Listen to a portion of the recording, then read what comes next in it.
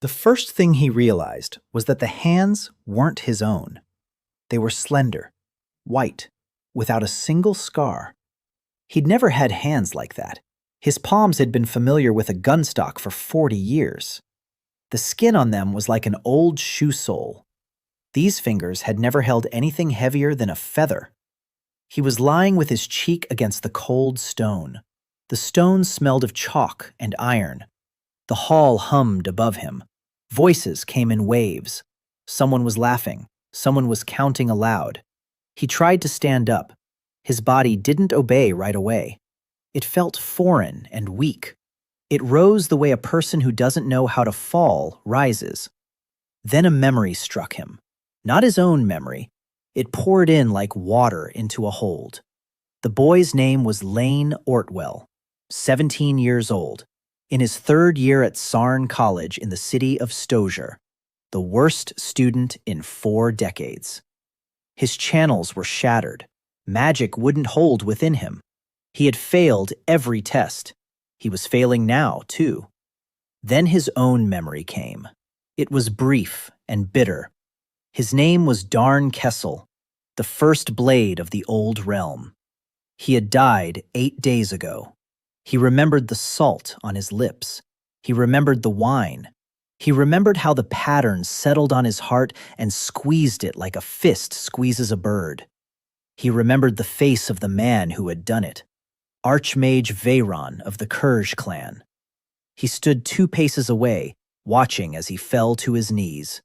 He didn't even raise a hand. He didn't need to raise a hand. Darn Kessel had died on the floor of his own home. Lane Ortwell had fallen to the floor of the assessment hall. Now they were one and the same. He straightened up. The hall was circular. 40 steps led upward. Students in gray cloaks sat on the steps. In the center stood a measuring pillar of white stone. The pillar displayed the strength of the streams. It glowed from the floor up to the mark of the step a person was worthy of. The pillar was dead. Not a single spark. The master assessor walked around the pillar twice. His name was Dorvin Ill, a gaunt man with long fingers. He placed his palm on the stone and held it there. Then he removed it. Then he pronounced the verdict. 0. He said that in 3 years, this was the 4th test and the 4th 0. He said that the college bears the costs for every student. He named the amount. 400 copper stamps. That was Lane Ortwell's debt to the College of Sarn. He said that, according to the bylaws, an incompetent student is expelled and the debt is collected from the family. He said that Lane Ortwell had no family. So the debt is collected from Lane himself. So Lane is off to the mines of the Rusty District. It takes 6 years to work off 400 stamps there. If a person survives that long. The room laughed. The laughter wasn't malicious, it was bored. That's how people laugh at something that's happening for the 4th time. The guy on the 3rd step laughed the loudest. Bren Halt, sophomore.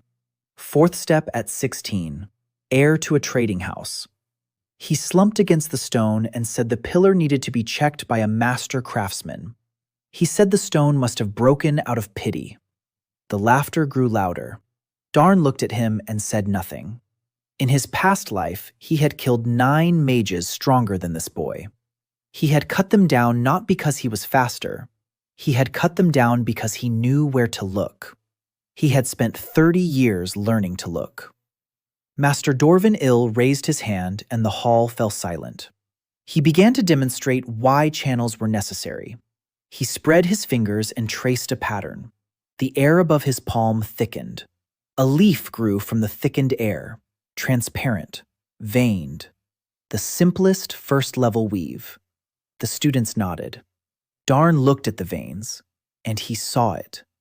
The 3rd vein on the right was going the wrong way. It curved inward instead of heading toward the edge. Because of this, the leaf was supported by 7 ribs instead of 8. A leaf like that would crumble if struck on the lower left corner. Darn knew this because he'd been cutting such leaves for 20 years. He cut them with shields. He'd cut them with buckles. Once, he'd cut through such a pattern with a piece of roof tile. He said this out loud. He said that the third vein on the right curved inward. He said there were 7 supports when there should be 8. He said that if you struck the lower left corner, the sheet would fold in on itself and burn whoever was holding it. He said this calmly, without a challenge. That's what they say to a man whose belt has come undone. The hall fell silent. The laughter cut off so abruptly it was as if it had been severed. Dorvin Ill lowered his gaze to his palm. He stared at the sheet for a long time. Then his face changed. First he turned pale. Then he flushed. Then he clenched his fist sharply and the sheet burst. The smell of burning spread through the hall. The master took a step back and hid his hand in his sleeve. He said nothing. He couldn't. Darn understood. He'd hit the mark. He'd hit it exactly. The boy who hadn't produced a single spark in 3 years had just found a flaw in the pattern of the master evaluator of the Sarn College, a flaw that this man had carried within him for perhaps 20 years. On the 3rd step, Bren Halt stopped smiling. He sat up straight. He looked at Darn the way one looks at a dog that has suddenly started talking, not with fear, with irritation. He said that anyone could blurt out something about veins. He said that blurting it out and actually doing it were 2 different things.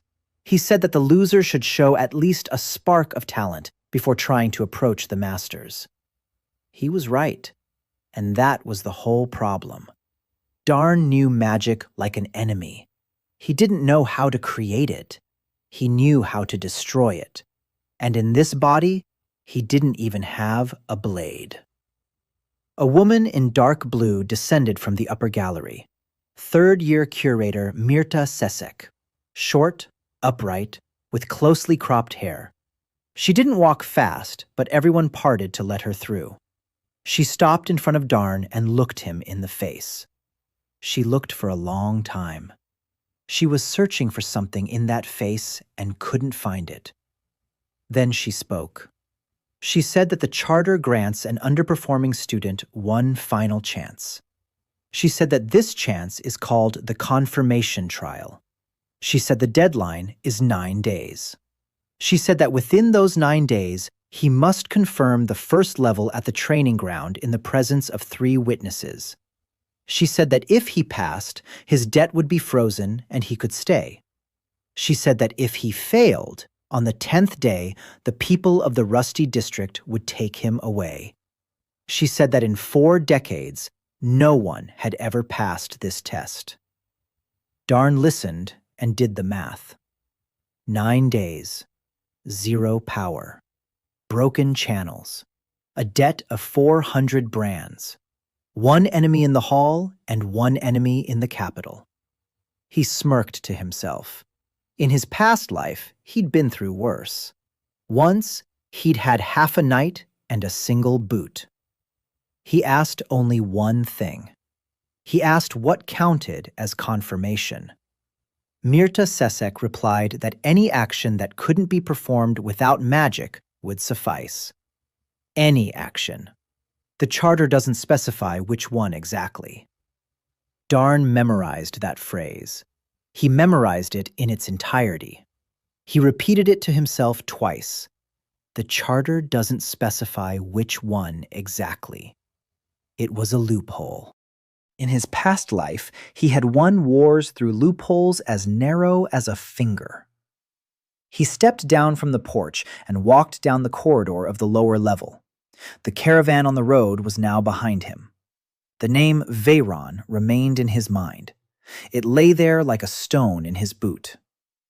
Darn walked, sifting through the stranger's memory once more. It was loose. It yielded not what he had asked for. He asked for the college's bylaws, but got a taste of barley porridge. He asked for the layout of the guard posts, but got the name of a 4th-year student. He took what was there. The Sarn College had stood on the cliff for 400 years. 4 tiers. The lower one for those without a rank. the second for the first and second ranks, the third for the third and fourth levels, the top level for masters.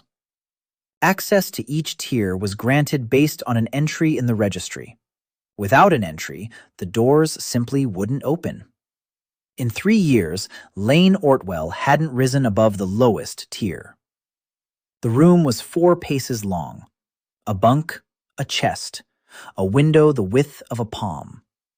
On the chest lay a book on the basics of weaving. It was open to page 9. The pages beyond were blank and uncut. The boy had stopped reading 3 years ago. Darn sat down on the bunk and closed his eyes. He returned to his death. He didn't do it out of grief. He did it the way one analyzes a lost battle. Evening, home, wine. Veyron had arrived alone, without guards, and that was Darn's first mistake. He'd assumed that a man without guards had come to talk. Veyron spoke of the army's pay. Then the pattern took hold of his heart. Darn remembered how he'd lunged for his blade and been too late. 3 steps. He didn't make it past 3 steps. 40 years, and it all ended in 3 steps.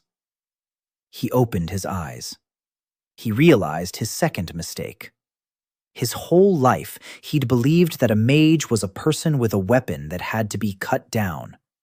He'd never once considered that a mage was a person who dies like everyone else if you can reach him. He didn't reach him. So the whole task came down to getting there. He stood up. Someone kicked the door. It swung open. Bren Halt was standing in the doorway. Behind him were 2 from his class. Bren stepped inside and closed the door. He said that people were talking about him in the hall. He said people were saying that a failure was smarter than a master. He said he didn't like that. He said that the Halt trading house paid the college 600 marks a year, and not so that its heir could be laughed at. Darn looked at his hands. His right hand moved toward his thigh. His fingers returned to their starting position. Darn recognized that position. The whip, first level, the striking pattern for the training hall. It leaves a mark and pain, but no wounds. This was how they punished misbehaving juniors. Bren said he would show the difference between idle talk and strength. He swung his wrist. The air whistled. Darn saw the blow coming the moment his fingers rested on his thigh. In his previous body, he would have stepped aside and moved inside the arc. This body didn't know how to step aside. It stood there like a sack of flour. The whip struck him in the chest. Then something happened that no one in that room had expected. There was no pain. There was cold. The whip entered him and didn't stop. It sank inside like a knife sinks into snow. Darn felt it with his whole body. He felt it more clearly than he felt his own fingers. He saw it from the inside. A tight cord of 4 strands. At the end of the cord was the owner's brand, a small knot, the mage's signature. Darn stared at that knot, and the knot began to unravel. Not quickly, like a knot on a wet rope. He counted. 1 heartbeat. The knot loosened. 2 heartbeats. The strands parted. 3 heartbeats. The brand vanished. It simply ceased to exist. The bundle remained. It had lost its master and spread through the broken channels as an even, hot warmth. Darn stood there, holding his breath. He held someone else's power within himself. It no longer belonged to Bren Halt. It belonged to him. Bren lowered his hand and stared at him. One of his companions asked why there was no mark. Bren replied that he'd struck with half his strength. He was lying. Darn saw the effort. He'd given it his all. Bren struck a second time. The second surge entered just the same and dissipated just the same. 3 heartbeats. Darn stood there. The heat inside him grew denser. It pressed against his ribs from within. It sought a way out. It wanted to enter the metal. Darn understood this not with his mind. He understood it the way one understands that a hand has gone numb. He looked at the cot. There was an iron bracket on the corner of the cot. He took a step and placed his palm on the bracket. The heat surged into the metal so quickly that he didn't have time to change his mind. The bracket turned white. It sagged like wax. It fell off and landed on the floor, already soft. The stone beneath it cracked. The silence in the room was thick. The two men by the door recoiled. Bren looked at the floor. He wasn't looking at the bracket. He was looking at his fingers. He was a boy, but he was a boy with the fourth step, and he knew how to count. He struck twice. He channeled his power twice, and both times the power went into a man who didn't have a single step, and it returned as a chunk of molten iron. He said that didn't happen. He said spells don't consume. He repeated this twice, and the second time his voice cracked. Darn bent down and picked up the cooling bracket. He weighed it in his palm. Then he told Bren 3 things. He said he was standing too close. He said he was putting his weight on his front leg. He said he was giving away the strike half a breath before it landed. He said that for that, out in the field, you die on the very first day. He spoke evenly. He spoke like a teacher who'd had enough. Bren Halt flushed. He couldn't think of a reply. He turned and walked out. His companions left even faster. The door remained open. Darn sat down on his bunk and finally exhaled. His hands were shaking. Not from fear, from understanding. He thought he'd been given a deformity. He'd been given a weapon. He began to take it apart piece by piece, just as he would any new blade. First, the pattern entering his body loses its master within 3 heartbeats. He tested this twice on 2 identical whips. So it's a rule, not a coincidence. Second, after losing its master, the pattern ceases to be a pattern. It becomes a remnant, a warm, nameless force in shattered channels. Third, the remnant flows into the metal. It goes there of its own accord. It doesn't need to be summoned. It just needs to be allowed to go. And that changed everything. A mage fires, and his shot feeds the one he hits. The harder the mage strikes, the more Darn receives. He sat there, smiling slowly. This was the very weapon he'd lacked 3 steps back in his past life. Then he thought about the price. There was always a price. He didn't know of a single blade that didn't dull. He didn't know of a single power that didn't come at a cost. He just hadn't figured out the bill yet. He decided to figure it out before the trial, not during it. He picked up the bracket from the floor and put it away in the chest. His first piece of metal in this world. He walked toward the cliffs with a strip of cloth in his hand, never looking back. The words of the men in black gnawed at him like a splinter. He put them off for later. He had 9 days and 1 untested weapon. The splinter could wait. The cliffs behind the college dropped steeply down to the sea. There was an old firing range there. It had been abandoned when the new one was built. The targets had rotted away. The markings had worn off. The place was empty and windy, and that was exactly what he needed. On the first day, he didn't fire a single shot. He walked. He measured the area with his strides. He was figuring out what this body was capable of. It turned out to be very little. It was gasping for breath by the 100th step. It couldn't hold the bar at arm's length for more than 10 breaths. His wrist was as soft as a scribe's. In a past life, Darn Kessel had lifted a 2-handed blade with 1 hand. Lane Ortwell dropped 3 pounds of iron. He didn't get discouraged. He'd seen recruits worse off. He simply made a mental note that the first few days would be spent on breathing and grip. By the evening of the second day, he understood the key point about the reserve. The reserve doesn't last. He'd held onto the heat from Bren's whip for nearly a full day. By morning, nothing remained of it. The strength drained away on its own, slowly and steadily. So you can't store it up. So you have to strike right away. This was both bad and good at the same time. Bad because you couldn't go into a fight at full strength. Good because you couldn't be late. He needed someone else's strike at the very moment he was about to respond. He spent the third day looking for someone who would strike. He found him on the lower tier. A servant named Taze Morin, 20 years old, first tier. Not a student, a worker.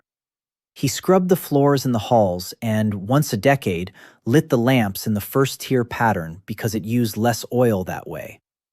Darn approached him and proposed a deal. He said he'd give 8 copper stamps in exchange for Taze striking him with the lamp pattern 100 times a day. Taze replied that a loser doesn't have any stamps. Darn replied that he didn't have any stamps right now. He said he'd pay on the 10th day. Taze laughed and said that on the 10th day, a loser would be taken to the mine. He said it without malice. He said it the way people talk about the weather. Darn looked at him and didn't argue. He set a melted bracket on the windowsill. He said that the forge hadn't bent this iron. He said that if Taze wanted, he'd bend a second one right in front of him. Taze stopped laughing. He agreed. What followed were 4 days of work. They passed in fragments. The first fragment. Wind and wet stone. Taze strikes in a luminous pattern, a faint single-strand glow. It enters and unfurls. 3 heartbeats, always 3, neither 2 nor 4. Darn counts aloud and keeps his palm on the iron. The strip grows warm. Darn strikes the wooden block. The log cracks. He strikes again and misses because his body doesn't know how to strike. He falls to one knee. He stands up. He asks for one more try. The second fragment. He realized that where the pattern landed was important. A strike to the chest flared out evenly. A strike to the wrist flared out faster. A strike to the back went askew, and part of the force dissipated into nothingness. So he must take the blow with his chest. So he must stand facing forward. So his entire life in battle now boils down to not turning away. He laughed at himself. He's 40 years old, and his tactic is now called stand and endure. Third excerpt. Blood. On the 68th strike of the 4th day, he tried to absorb 2 patterns in a row without releasing the energy. The second surge entered the channels where the first residue still lingered. The channels couldn't handle it. He was bent in half. Blood flowed from his nose. He stood on all fours and watched as the red dripped onto the gray stone. Taze shouted that he wouldn't continue. Darn wiped his face and said he would. He got up and continued. But he kept track of the count, 1 pattern at a time. The second one tears it. The 4th one breaks it off. The last evening before the trial, he struck the same log 8 times in a row. Not too hard, evenly. His body began to obey. The strip stopped hanging in his hand like a dead weight. He raised it and stood like that for 20 breaths. Then 40. Then he lowered it and sat down on the stone. Taze Morin sat beside him and said nothing. He looked at Darn for a long time. Then he said that for 3 years he'd brought food to that boy's room. He said the boy used to lie there facing the wall and wouldn't answer. He said the man sitting on the rock wasn't that boy. He said it quietly and not to praise him. He said it like a man who'd seen something and couldn't wrap his head around it. Darn replied that the boy had died. He spoke the truth, and Taze took it as a eulogy. On the 9th day, The bell rang for the trial. The college's testing ground was square, sand, a stone curb, rows of benches. A large crowd had gathered. Rumors of the evaluation hall had spread. Rumors of the melted staple had spread as well. They hadn't come to witness a victory. They had come to witness the end. There were 3 witnesses, Master Evaluator Dorvin Ill, Curator Mirta Sesk, and a third man whom Darn was seeing for the first time, a stocky man in dark clothing with a chain across his chest. Mirta Sesk introduced him as Oren Wall, the college's treasurer.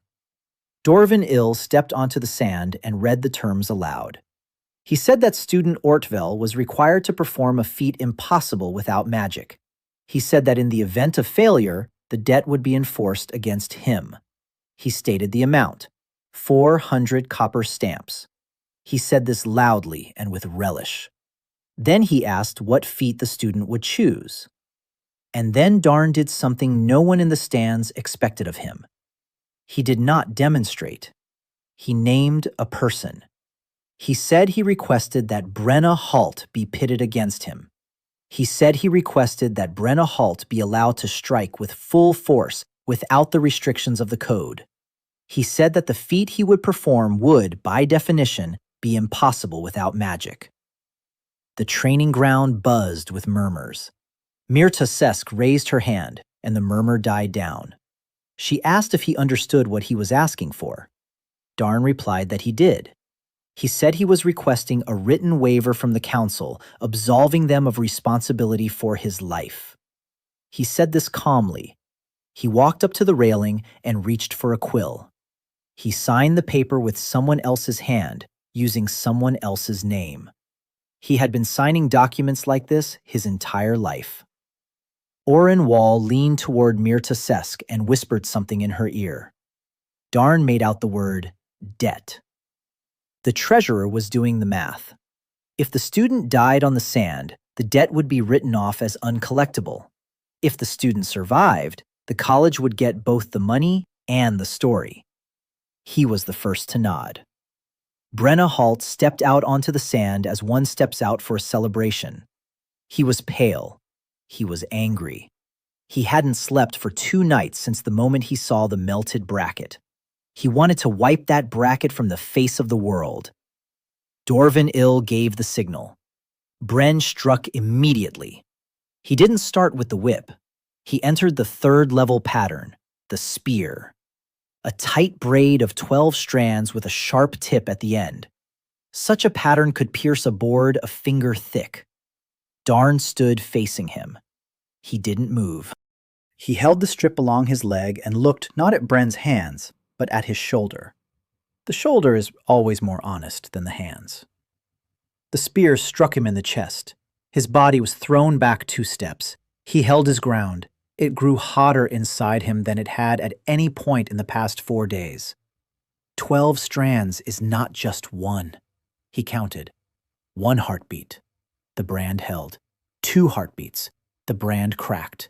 3 beats. It vanished.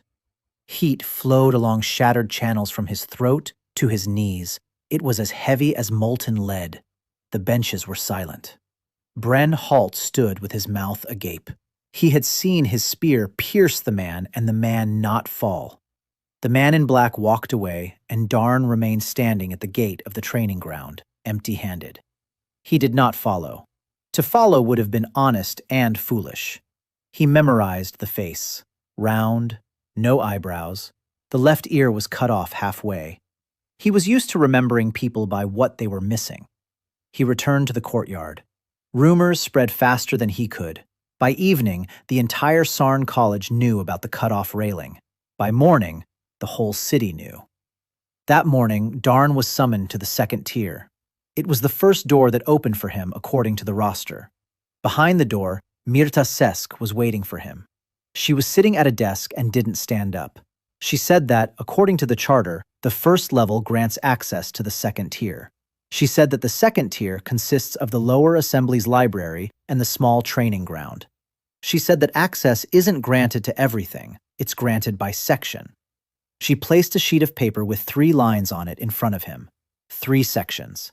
the basics of weaving, the history of the old empire, the college charter. She said that each subsequent section is unlocked separately, not based on time, but on merit. Darn looked at the sheet and understood the workings of this place better than he had in all the days before. The college didn't trade in knowledge, it traded in doors. He asked which section granted access to the descriptions of the highest level patterns. Mirta Sesk replied that it was the 4th tier. She replied that 9 people had ascended to that level in 40 years. Then she leaned forward and said what she had called him for. She said she had seen a cut in the stone up close. She said the cut was not made by a pattern. She said that a pattern cut stone with cracks along the edge, but this cut was smooth. She said that only very sharp steel cuts like that, and that there was no steel at the training ground. She said she was waiting for an explanation. Darn replied calmly. He said he wasn't obligated to explain his method. He said the charter required action, not a report. He said she herself had uttered that very phrase 9 days ago. Mirta Sesk leaned back. The corner of her mouth twitched. She said he was playing games with the person who had given him those 9 days. Darn replied that he remembered that and that he would repay the debt. He said he would repay it with deeds, not words. She let him go. Right at the door, she added one more thing. She said that a man from the Silent Chancellery had requested his personal record for all 3 years from the registry that very evening. She said that, according to the bylaws, she was obligated to hand it over. She said she had handed it over. Darn went up to the 2nd level and, first thing, didn't head to the library. He went to the small training ground and began to count. He wasn't counting blows.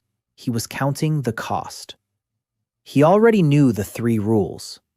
3 heartbeats until the brand fades. The remainder disappears on its own within a day.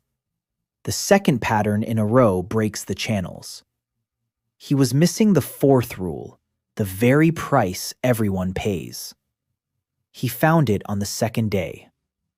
Taze Morin was striking it with a luminous pattern just as before.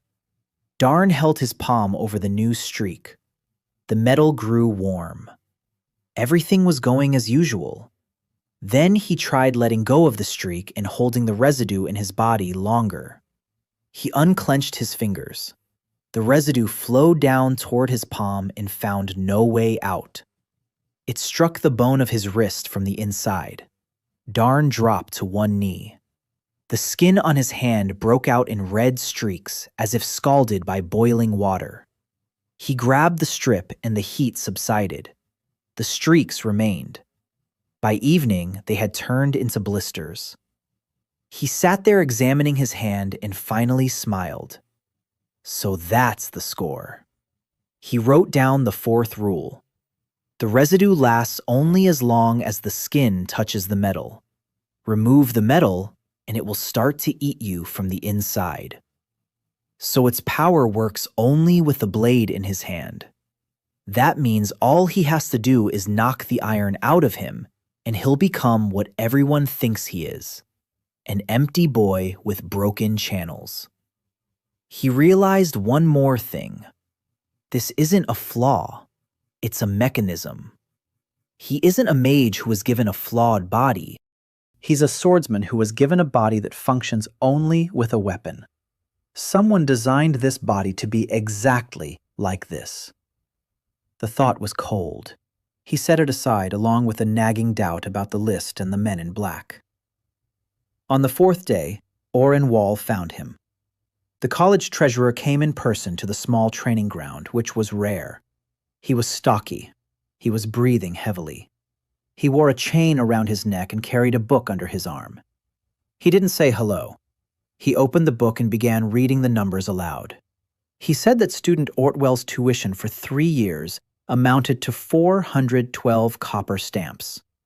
He said the debt was frozen, not written off. He said the freeze would be lifted upon any violation of the charter.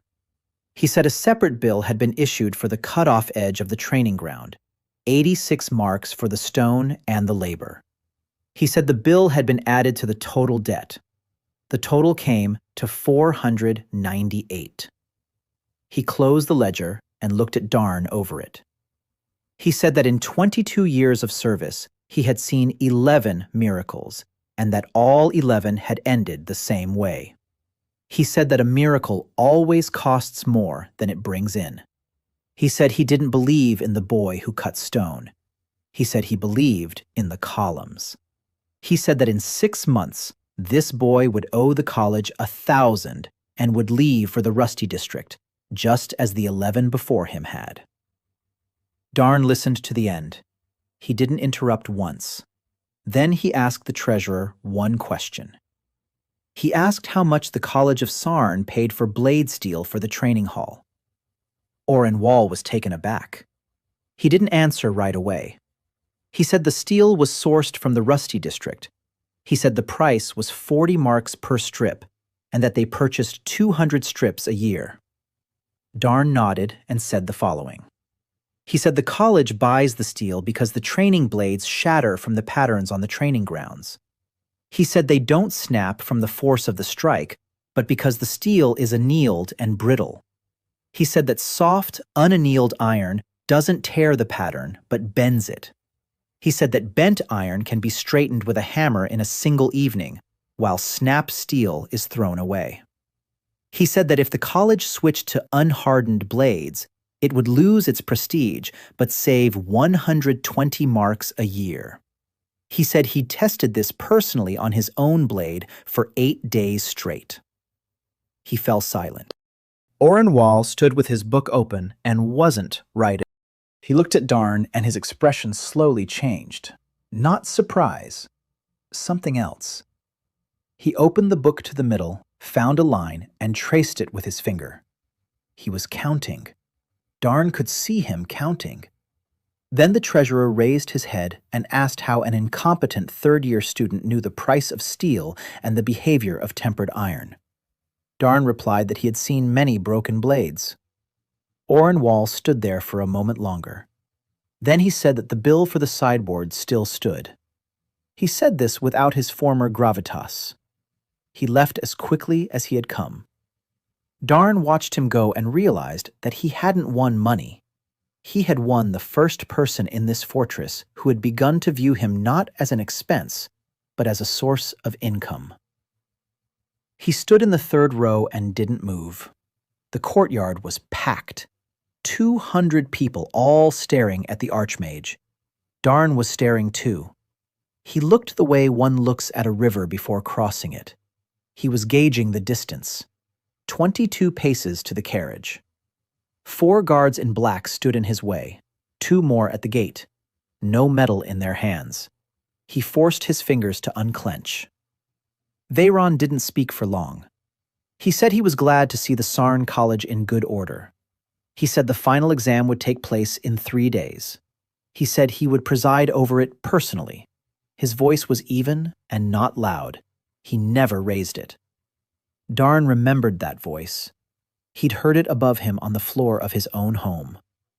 Veyron finished speaking and walked toward the stairs to the upper level. The magisters followed him. Dorvin Ill walked almost sideways, bowing as he went. Mirta Sesek walked last and did not bow. When the Archmage reached the third row, he stopped. The courtyard fell silent. He turned his head and looked directly at Darn. He stared for 4 heartbeats. He said nothing. Then he continued on. Darn stood there, feeling a cold shiver run down his spine. Veyron couldn't have known his face. The face was unfamiliar, so he wasn't looking at the face. That meant he'd already been informed about the stone being cut. Or perhaps he'd come specifically for that. The courtyard began to clear. Bren Halt walked past Darn without looking up. He hadn't said a word to him since the training ground. He no longer tried to strike him. He now gave him a wide berth, as one would an open well. Darn returned to the second tier. He had 3 days and not a single plan. He sat down on a bench in the small training ground and began to analyze the situation as he would analyze the battlefield before a fight. He was on the first step. Veyron stood above any step they recognized here. His records had been taken by people bearing the Raven's seal. He had been added to the Silent Chancellery's list. His body functioned only with metal in his hand. He had no metal long enough to serve as a blade. A direct attack meant death in 2 breaths.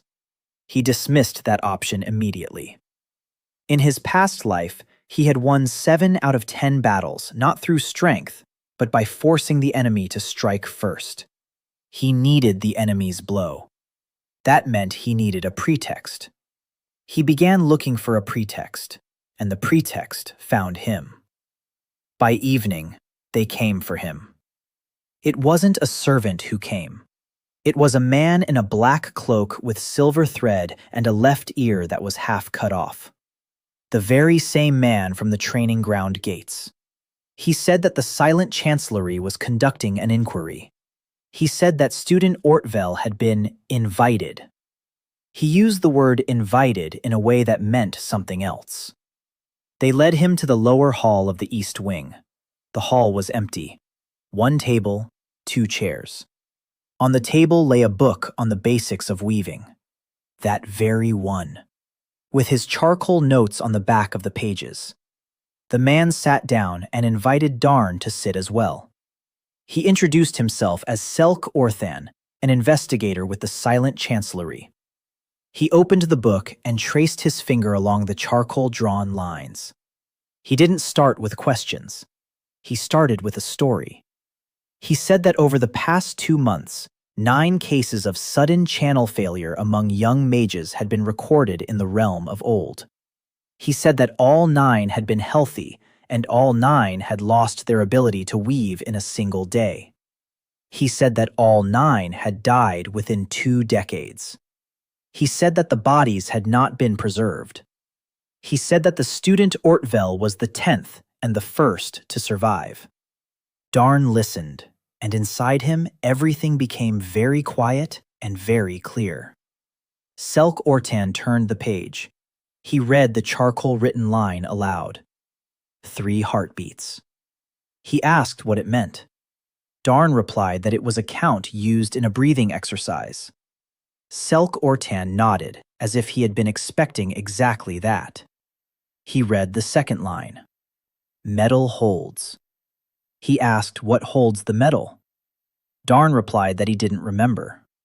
The interrogator closed the book and folded his hands. He said he wouldn't argue. He said the Chancellery doesn't argue. He said the Chancellery verifies. He raised his left hand and moved his wrist. He struck without warning. The pattern wasn't a combat one. It was subtle and cold. A test. They used these to check the boundaries of the channels. It entered Darn's chest and dissolved in 3 heartbeats, spreading as warmth. Darn sat motionless. An iron inkwell lay on the table next to the book. He didn't reach for it. He looked the interrogator in the face and held the heat inside himself. 5 breaths. 10. It began to burn inside. He didn't move a hand. Selk Orton waited. He waited for the boy to grab the metal. He waited for proof. On the 20th breath, Darn felt the heat move down toward his palms. He clenched his fists under the table and let it seep into his skin. He didn't make a sound. He looked straight ahead. The interrogator waited some more. Then he lowered his eyes to Darn's hands. His hands lay on his knees, hidden by the table. He didn't stand up to look. That was his mistake, and Darn knew it even then. Selk Orton said the interrogation was over. He said the book would remain with the Chancellery. He said that student Ortwell was forbidden to leave Sarn College until further notice. He left. Darn didn't unclench his fists until he was in the hallway. Both palms were covered in burst blisters from his fingers to his wrists. He wrapped them in the hem of his cloak and headed back to his room. As he walked, he didn't think about the pain. He thought about the 9 names that hadn't been preserved. He thought about how someone in this realm was burning away the magical channels of young mages, one after another. He thought about how his own death had occurred exactly 2 months ago. And for the first time, he entertained a thought that sent a chill down his spine. Maybe they hadn't disposed of him. Maybe they'd transported him. He didn't make it to his room. 3 men were waiting for him at the turn of the staircase. Not students, men in gray without insignia. Men like these had come to the room for the chest. The first one said it was time for the boy to go down to the courtyard. The second pulled a short club from under his coat. Darn understood everything in a single breath. These weren't people from the Chancellery. The Chancellery had just spoken with him and left. These were people bearing the Raven's seal, and they hadn't come to ask questions. They had come for the body. He made the only right move. He didn't run upstairs. He ran downstairs. A staircase led down to the service yard. There was a smithy in the service yard. They followed him.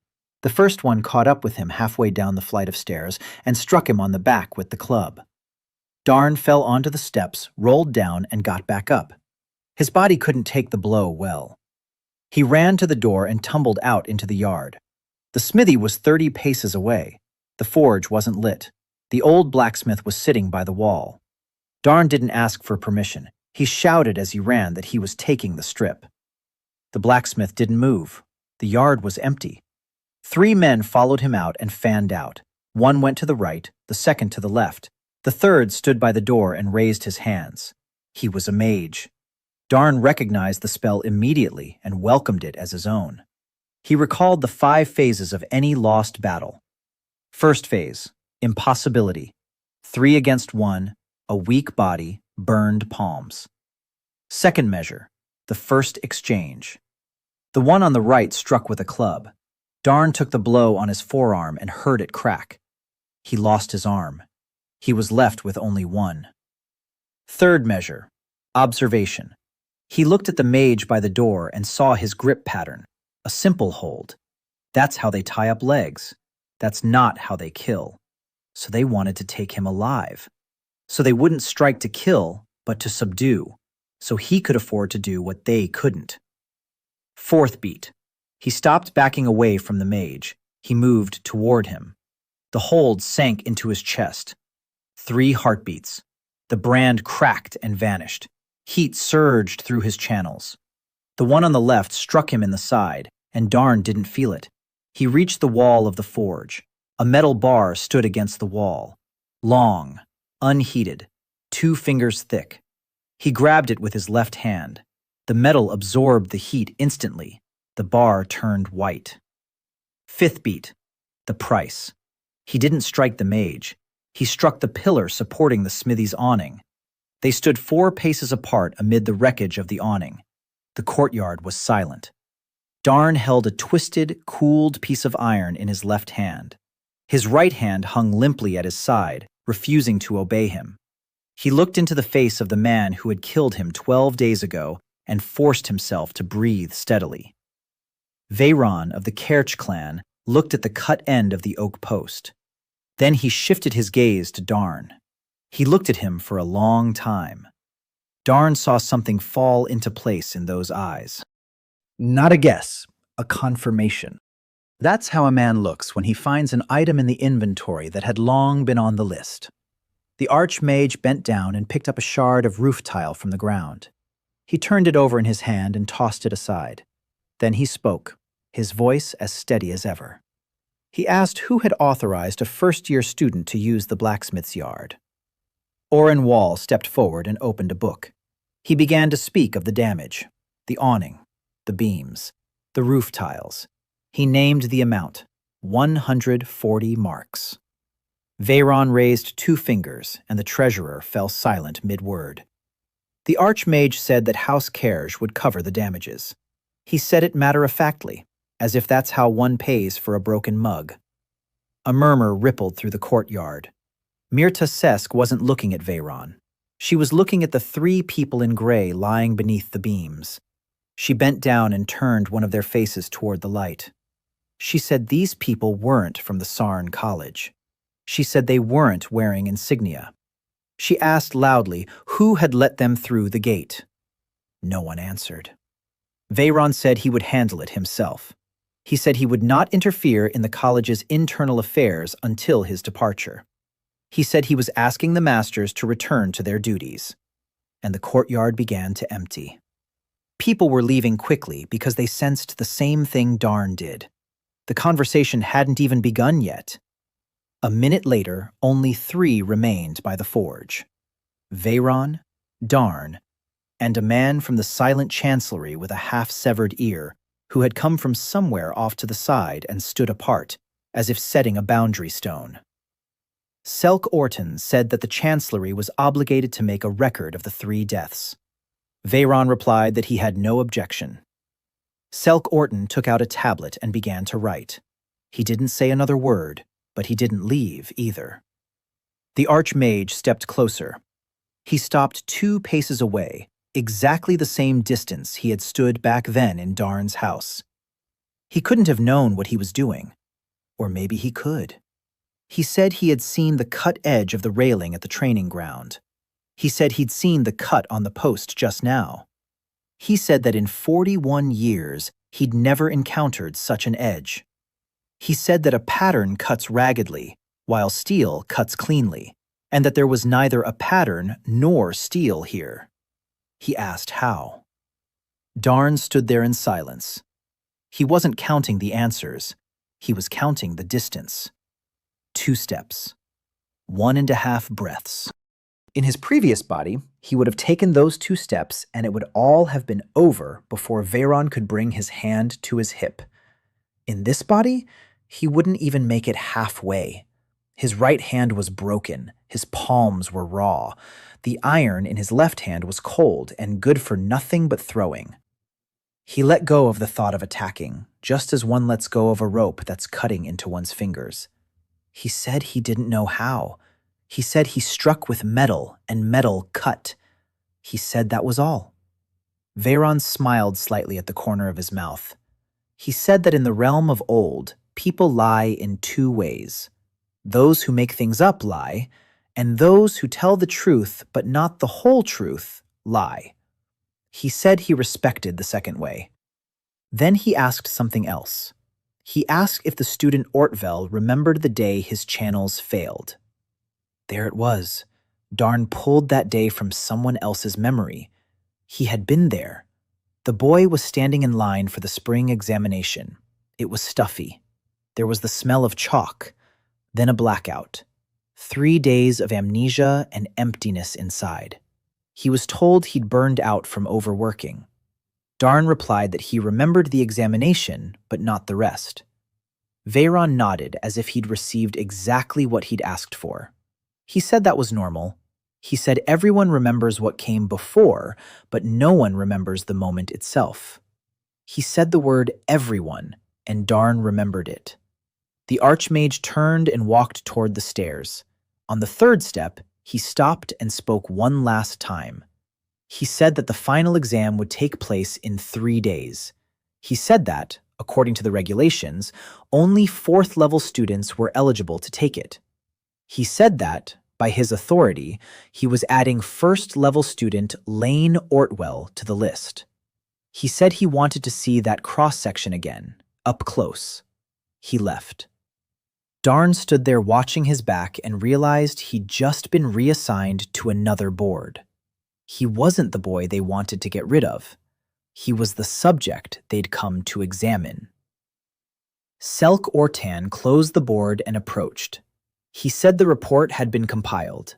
He said that according to the report, 3 unidentified individuals had died in the collapse of a farm building. He said the cause of the collapse was dilapidation. Darn looked at him. The investigator from the silent chancellery had just, with his own hand, erased from the world the truth about what the courtyard had witnessed. Selk Ortan held his gaze and said that the chancellery was not at war with the House of Kersh. He said that the chancellery was waiting. Then he left as well. The blacksmith emerged from behind the wall. He was alive. He walked over to the fallen awning, touched the cut end of the post, and whistled. He said it takes 2 men half a day to saw through an oak tree. He said this one had been cut through in a single stroke. He looked at Darn and at his hand. Then, without a word, he took him by the elbow and led him to the smithy. He sat him down on a log. He poured some murky liquid into a ladle and washed his hands. Darn hissed through clenched teeth. The blacksmith said he'd seen burns like that only once in his life. He said that's how the hands of foundry workers who catch molten metal splashes get burned. He said the skin on them never grows back the way it was. He set his right arm with a single, sudden jerk without warning, and Darn nearly lost consciousness. The blacksmith's name was Gurren Dole. He had worked at the college for 29 years. He said that in those 29 years, not a single student had ever spoken more than 3 words to him in a row. He said that people had come to ask him for iron twice. He said that both times they were masters, and both times they spoke to him as if he were a wall. He applied a splint made of 2 small planks to his arm and secured it with a strap. He said the bone would heal in 3 decades. Darn replied that he had 3 days. Gurren Dole looked at him and said nothing. He went into the back of the smithy and returned with a strip of metal. It wasn't a pre-cut piece. It was an old strip, one of the kind the college bought for the training hall. Annealed, brittle. He laid it on the anvil and said he'd seen how the boy held the iron. He said the boy held it as if grabbing someone by the throat, not as if handling a tool. He asked who the boy had been before. Darn replied that this question came at a high price. Gurren Dole said he'd been saving for 29 years and could afford it. Darn told him half the truth. He said he'd held the blade for 40 years. He said it wasn't in this life. The old man was silent for a long time. Then he said that was what he thought. He said that iron has 2 masters, the one who forges it and the one who lives by it. He said he had seen the latter 7 times and that all 7 were soldiers and that all 7 had died. He asked what was needed. Darn answered with a single word: length.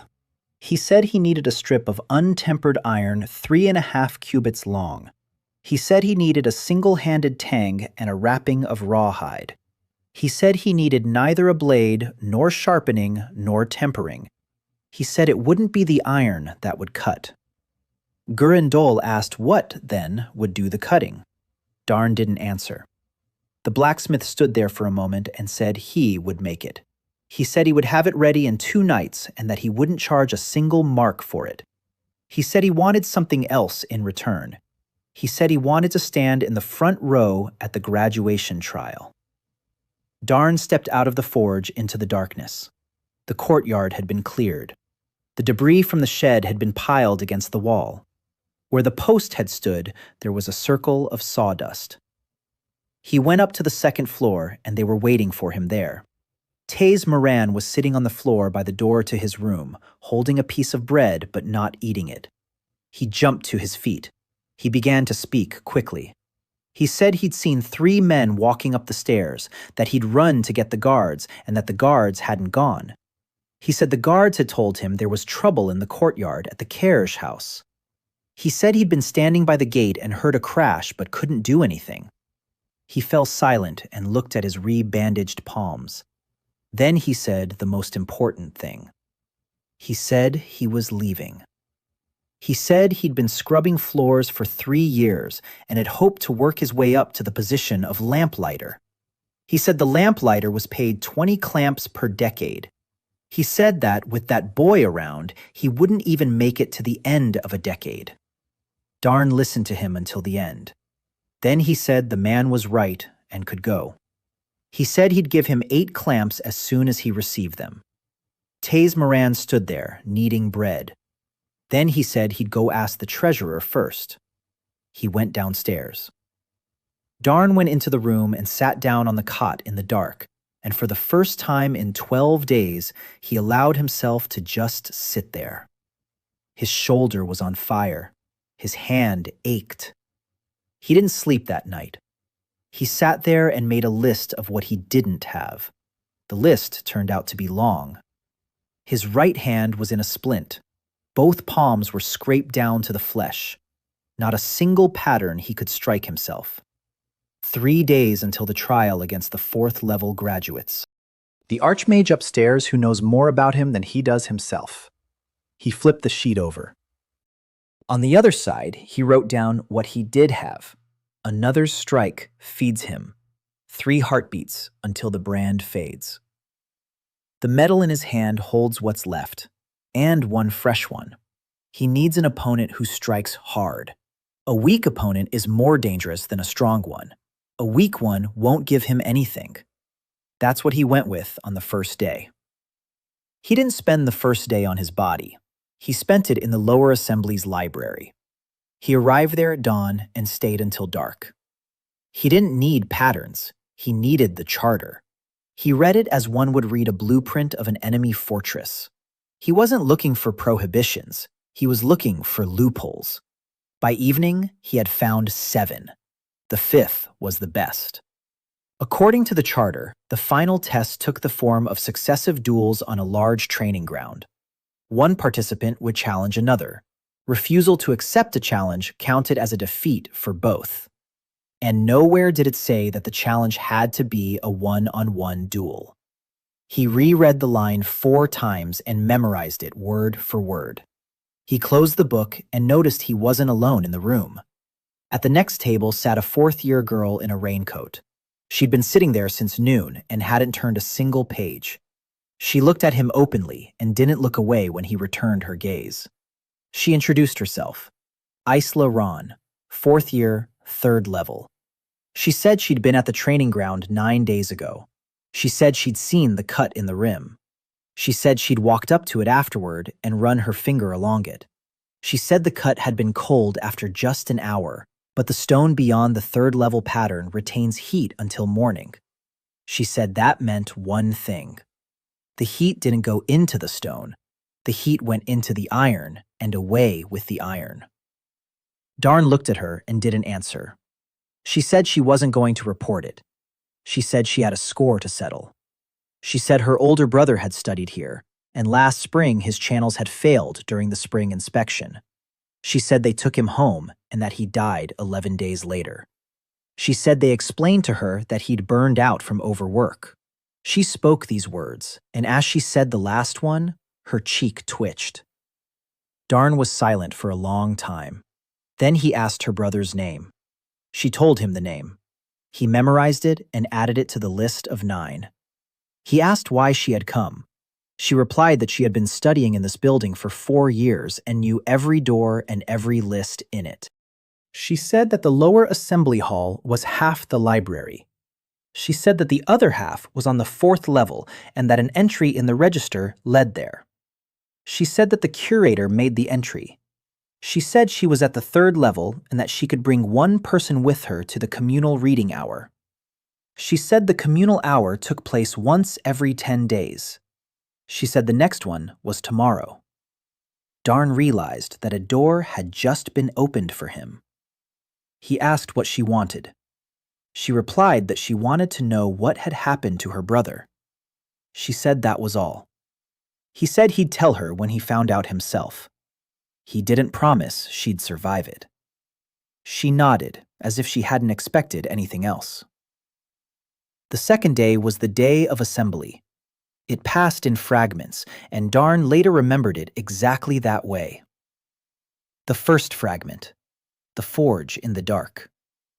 Gurren Dole is working his 2nd night in a row and doesn't sit down. The strip lies in the furnace, glowing red. The old man strikes with his hammer evenly and sparingly. He doesn't pull the blade back. He pulls the length. He says you can't rush iron, and that in 2 nights you can either work quickly or do it well. Darn sits against the wall, holding his right hand outstretched to keep it from throbbing. He stares at the metal and counts his 3 heartbeats. Second excerpt. A small training ground at noon. Darn stands with a wooden stick in his left hand, teaching his left hand what his right hand has known how to do for 40 years. Nothing works. The stick slips from his raw fingers on the 4th swing. He picks it up and tries again. He repeats it 200 times. Blood soaks through the rags, and he changes them. By evening, he's holding the stick for 80 swings in a row. His body is slow to obey, but is beginning to understand what's expected of it. Third excerpt. Reading hour on the 4th floor. Light streams through the narrow windows. Isla Ron leads him along the shelves and names the sections in a low voice. He isn't looking for descriptions of patterns. He's looking for the records of the spring inspections from the past 4 years. She finds them within an hour. The lists lie out in the open because no one thought to hide them. Darn runs his finger down the columns and counts, and at that moment, everything falls into place. Over the course of 4 years at Sarn College, 17 students' channels failed. All 17 during the spring or fall examinations. All 17 in their 3rd year. All 17 were 17 years old. He looks up and sees that Isla Ron is looking at the same column and that her lips have turned white. Her brother was a 3rd-year student. He was 17. Fourth excerpt. The night before the test. Darn stands by the forge, and Gurindol takes the finished piece out. It's not a sword. It's a long strip of unhardened iron, 3.5 cubits long, with a rough tang and a raw leather wrapping. It's blunt along its entire length. It's heavy. It doesn't shine.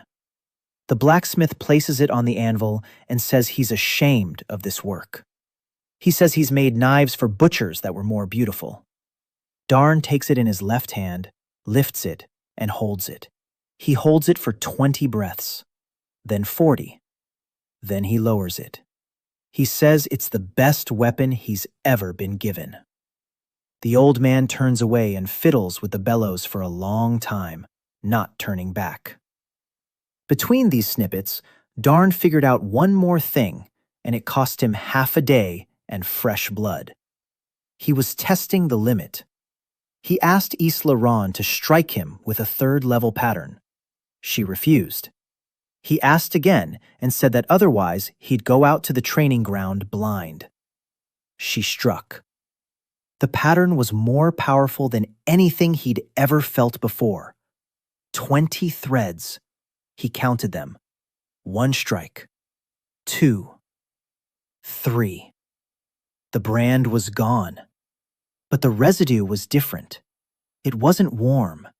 It was like boiling water. It didn't spread evenly.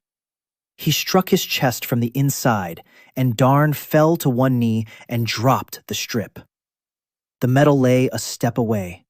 He crawled toward it. He crawled for 3 breaths, and during those 3 breaths, the heat traveled through his channels and burst through his skin, causing the blood vessels in his chest to burst. He grabbed the iron, and the remaining energy drained away. The strip glowed red-hot, and Darn simply let it fall into the sand. He lay there, staring at the sky and laughing through clenched teeth. Isla Ron ran up to him, and he raised his hand to stop her from touching him. He told her that he now knew the 5th rule. He said that the power he wields isn't infinite. He said that the larger the pattern, the shorter the time before the remnant begins to consume him. He held the 1st-level whip for more than a day. He held the 3rd-level spear for a minute. He couldn't hold this pattern for even 3 breaths. He didn't go to bed. He turned around and ran downstairs after Tace. He caught up with him at the turn to the lower level and grabbed his shoulder with his left hand. He told him not to leave the building until the test. He told him not to go up to the second level. He told him not to answer any questions from the people in gray. Tazemoran laughed and said the kid was getting carried away. He said he was a servant and that servants weren't to be touched. He pulled his shoulder free and walked away. Darn stood in the hallway, realizing he could neither explain nor lock him in nor protect him. He went back upstairs, and on the way, Isla Ron came out of a side passageway to meet him. She had been waiting for him there. She said she'd rewritten the entire list, all 17 names. She said she hadn't slept. She said she'd found a pattern he'd missed. They sat down on the windowsill in the empty hallway, and she unfolded the sheet of paper. She traced her finger along the lines as she spoke. She said she hadn't been looking at the dates of rejection. She said she'd been looking at the dates of admission. She said that all 17 had been admitted to Sarn College on the exact same basis. Not by place of origin, not by tuition payment, by referral.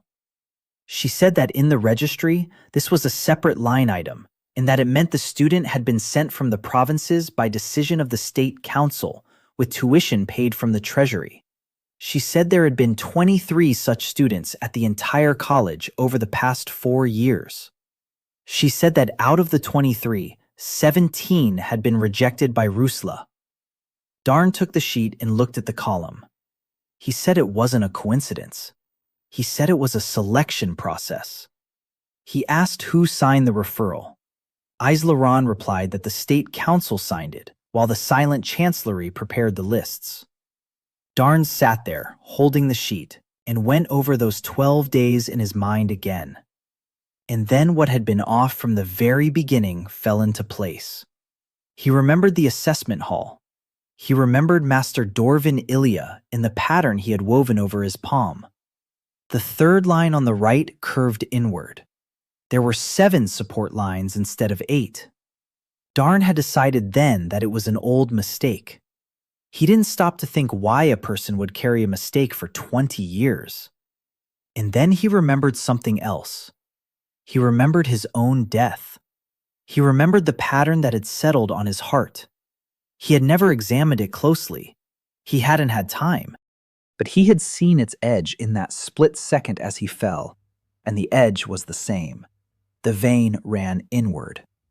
He raised his head and said aloud that Dorvin Ilya's pattern wasn't broken. He said that Dorvin Ilya's pattern was designed that way on purpose. He said that 7 supports instead of 8 make the weave not weaker, but quieter. He said that such a weave doesn't ring out in foreign channels and leaves no trace, which is why it isn't found afterward. He said that this was a pattern for working with the living. Isla Ron looked at him, not understanding. He explained. He said that if you weave a sheet the way they teach, any mage nearby will sense it.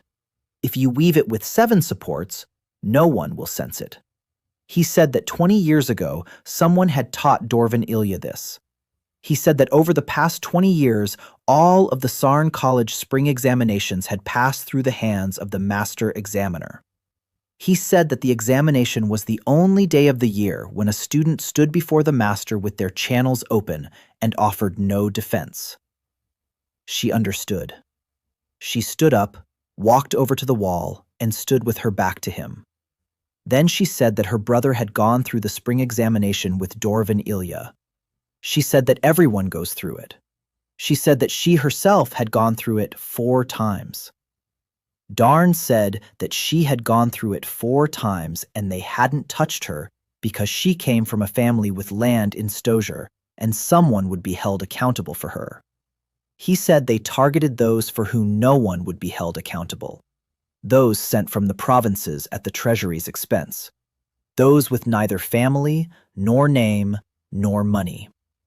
He said that Lane Ortvel was exactly like that. He said it, heard how it sounded, and realized he was talking about himself. The morning of the trial came quickly. The large training ground lay in the open air on the eastern side of the cliff. It was twice the size of the small one. 3 rows of benches rose in an amphitheater. On the eastern side stood a covered platform for the masters and guests. So many people had gathered that they were standing in the aisles. Darn arrived with his left hand in a sling and a strip of cloth in his right. His bone ached. He had inserted a thinner wooden slat into the splint and tightened the strap so that his wrist could move. He could hold the iron in his right hand. He couldn't strike with it. His left hand was healthy but unskilled. He was counting on that. Gurindol stood by the railing in a clean shirt. He had taken his place in the front row at dawn. He didn't speak to anyone. The masters ascended a platform. Dorvan Il sat third from the right. Mirta Sesk sat at the far end. Oren Wall sat at a separate table with a book. Veyron was the last to ascend and sat in the chair in the middle, and the court rose to their feet. He gave a signal, and everyone sat down. Dorvan Il read the rules aloud. He said that 11 fourth-level students and 1 first-level student by special order had been admitted to the trial. He said this last part with relish, and a chuckle rippled through the benches. He said that the participants would challenge one another. He said that refusing a challenge would count as a defeat for both. He said the fight would continue until one side gave up or could no longer stand. He said killing was prohibited by the code. Darn listened and waited for a word that never came. The word "one" was never spoken. He stood up first. He stepped out onto the sand, turned toward the benches, and spoke loudly so the platform could hear. He said he was challenging all 11. The arena buzzed. Dorvan Il rose from his seat. He said that was impossible. He said that a challenge implied a duel between 2. Darn didn't answer him. He turned toward the platform and quoted the relevant clause of the code verbatim. He recited it in its entirety, slowly. Then he said that nowhere in the code did it state that a challenge had to be a one-on-one duel. He said that if the passage were interpreted otherwise, then any duel could be declared invalid. He said that refusing a challenge counts as a defeat for both parties, and that he had challenged 11 people and expected a response from each one. Silence fell over the platform. Mirta Sesk stared straight ahead. Oren Wall opened the book and began flipping through its pages quickly. Dorvan Il looked around for support. And then Veyron laughed. He laughed softly and briefly. He raised his hand and said that the challenge was accepted exactly as stated. He said that the charter was written by people and that anyone who found a loophole in it deserved to walk through it. He said this while looking at Darn, and Darn realized that the Archmage was pleased. He was pleased that the subject he had come to examine turned out to be more interesting than the report had suggested. 11 stepped out onto the sand. They formed a semicircle. Among them was Bren Halt. He stepped out 11th and stood at the edge, and Darn could see that he didn't want to be standing there. The first measure was on their side, 11 fourth-level mages. Opposing them was a first-level mage with his arm in a sling and a blunt piece of iron. The benches had already decided the outcome. The second phase began immediately. They hadn't coordinated, so they struck haphazardly. The tall one on the far left struck first. A fourth-level pattern, a hammer of air. Darn stepped toward him, took the blow to the chest, and couldn't hold his ground. He was knocked off his feet and dragged across the sand. He got back up. He counted. 1, 2, 3. The brand receded and the heat flowed through his channels, burning like boiling water. He remembered the 5th rule. Time was short. He didn't wait for the second strike. He intercepted the streak, and the heat flowed into the iron in a single breath. The streak turned white. He didn't run toward the formation. He spun around and struck the sand beneath his feet.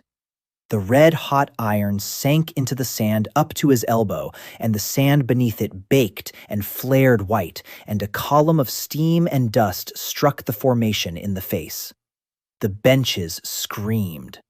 11 men were blinded for a moment. Third beat. He could see them through the dust because he knew where they had been standing before the dust rose. He wasn't looking for the strongest one. He was looking for the one who was holding the formation together. That man stood in the middle, leading everyone with his fingers. Darn moved toward him. The fourth beat took 4 breaths. He was struck in the back and didn't feel it, and that saved him because the blow to his back dispersed unevenly and gave him a little warmth, which he channeled into the strip as he moved. He reached the man in the middle and didn't strike. He struck the ground at the man's feet with the flat of the red-hot strip, and the man jumped back, breaking the formation. From then on, he fought the way he had for 40 years. He didn't strike them, he struck beside them. He sliced through the sand, the edge of the pit, and the wooden targets, and each time the iron in his hand was white, and each time it turned white from their own blows. They struck at him because they didn't know any better, and every blow against him was a gift. After 40 breaths, 3 men were standing on the sand. After 60, 1 remained. Bren Halt hadn't struck a single blow. He stood with his arms lowered, watching Darn walk toward him through the smoke. He was pale. He raised his palm and said aloud that he was forfeiting. He said that the refusal counted as a loss for both of them, and that he didn't care. He said that last part while looking not at Darn, but at the platform. He said that he had struck that man twice with full force, and that both times the power had gone into him and not returned. He said he didn't understand why the magisters couldn't see that. He turned and walked off the sand. Darn stood in the middle of the arena. The strip in his hand was cooling. It was crooked and useless.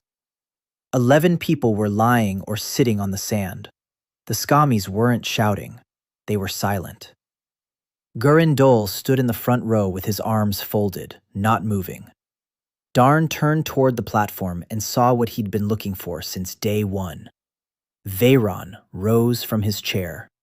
He stood there, looking at the sand, at the caked-on trail, and at the crooked piece of metal. And he wasn't smiling anymore. There was a long silence. Then Dorvin Ill stood up and announced that the trial was over and that the victory had been awarded to the student Ortvel. He said this as if he were pronouncing a sentence on himself. The benches remained silent. People stood up and left in silence, glancing back at the sand. Servants carried out the 2 who could not walk. Oren Wall wrote without looking up. Mirta Sesek sat motionless, staring at the baked hard path in the sand, and Darn could see that she was thinking the same thing he would have been thinking. Where had the heat come from? Veyron stepped down from the platform and walked across the sand straight toward him. The guards remained above. He took 2 steps forward and stopped. He said he was asking to see the weapon. Darn handed over the strip with his left hand. The Archmage took it and turned it over. He ran his finger along the twisted metal body.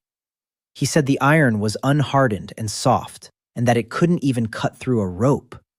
He said he had seen this object used to cut through sand and stone. He returned the strip and said he understood how it worked. Darn waited. Veyron said calmly and quietly that the spell imbued in this object loses its owner. He said that after losing its owner, the power ceases to belong to anyone and becomes simply power. He said that such power seeks a solid form and enters metal. He said that the boy had discovered this on his own in 12 days and that it did him credit. He recited aloud 3 of the 4 rules that Darn had carved out with his own blood. Darn stood motionless. He realized that the notes from the chest had reached their destination and that the Archmage had simply cross-checked them against what he had seen. Veyron spoke his final words. He said that this was neither a flaw nor a defect. He said that it had been done on purpose. Then he turned toward the platform and spoke loudly so that everyone still remaining in the pews could hear.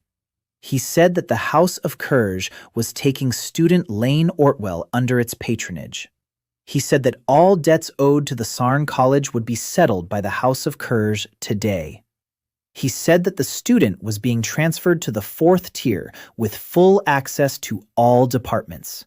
He said that in 7 days, the student would travel with him to the capital to continue his studies under the House of Kurj. He said this as if announcing a grain shipment. Oren Wall looked up from his book. Mirta Sesk turned and looked at Darn, and for the first time, there was something resembling alarm in her eyes. Darn stood on the sand with a bent piece of iron in his hand and realized he had lost. He had won the fight, but lost everything. It had taken him 12 days to work up the courage to challenge this man, and this man had just taken him into his home, paid off his debts, and called it patronage. You couldn't challenge someone to a fight who was paying your bills. The code didn't grant that right to anyone, and his entire plan had collapsed like a tent with its pegs pulled out. He bowed. He said he was grateful. He said it calmly, and it was the hardest thing he'd done in 12 days. Veyron nodded and left. That evening, he was moved upstairs. The room on the 4th level was 3 times larger than his previous one. A window spanning the entire wall, a 4-poster bed, a table, a wax candle, not a tallow one. A servant brought dinner, set it down, and left without saying a word. Darn sat there and didn't eat. He looked out the window at the lights of Stozier below and picked the trap apart piece by piece. First, his debts had been paid, and he owed the college nothing more. That meant he couldn't leave either. He now owed his allegiance to the House of Kurj. Second, in 7 days, he'll find himself in the capital, in a stranger's house, without Gurindol, without a forge, without iron, without a single person. Third, none of the 17 deaths are being investigated, nor will they be investigated as long as he remains under the protection of the one who orchestrated them. He realized they weren't trying to tame him. They were removing him from the bench. They're shoving him into a closet. That night, Isla Ron came. She came without knocking and sat on the edge of the table. She said she'd heard the announcement. She said that now he would be living in the house of the man who killed her brother. She said this without accusation. She said it the way people say aloud what they can no longer keep inside. Darn replied that he wouldn't go. He said he had 7 days. She asked what could be done in 7 days against an archmage. He replied that there was one thing that could be done in 7 days. He could force him to strike first. He explained it to her. He said that striking an archmage was useless. He said he'd tried it in a past life and hadn't made it past 3 steps. He let it slip, and she noticed, but said nothing. He said that his power was structured in such a way that he didn't need to strike. He needed to be struck himself. He said that the whole question was how to get a man who never raises his voice to strike in front of witnesses.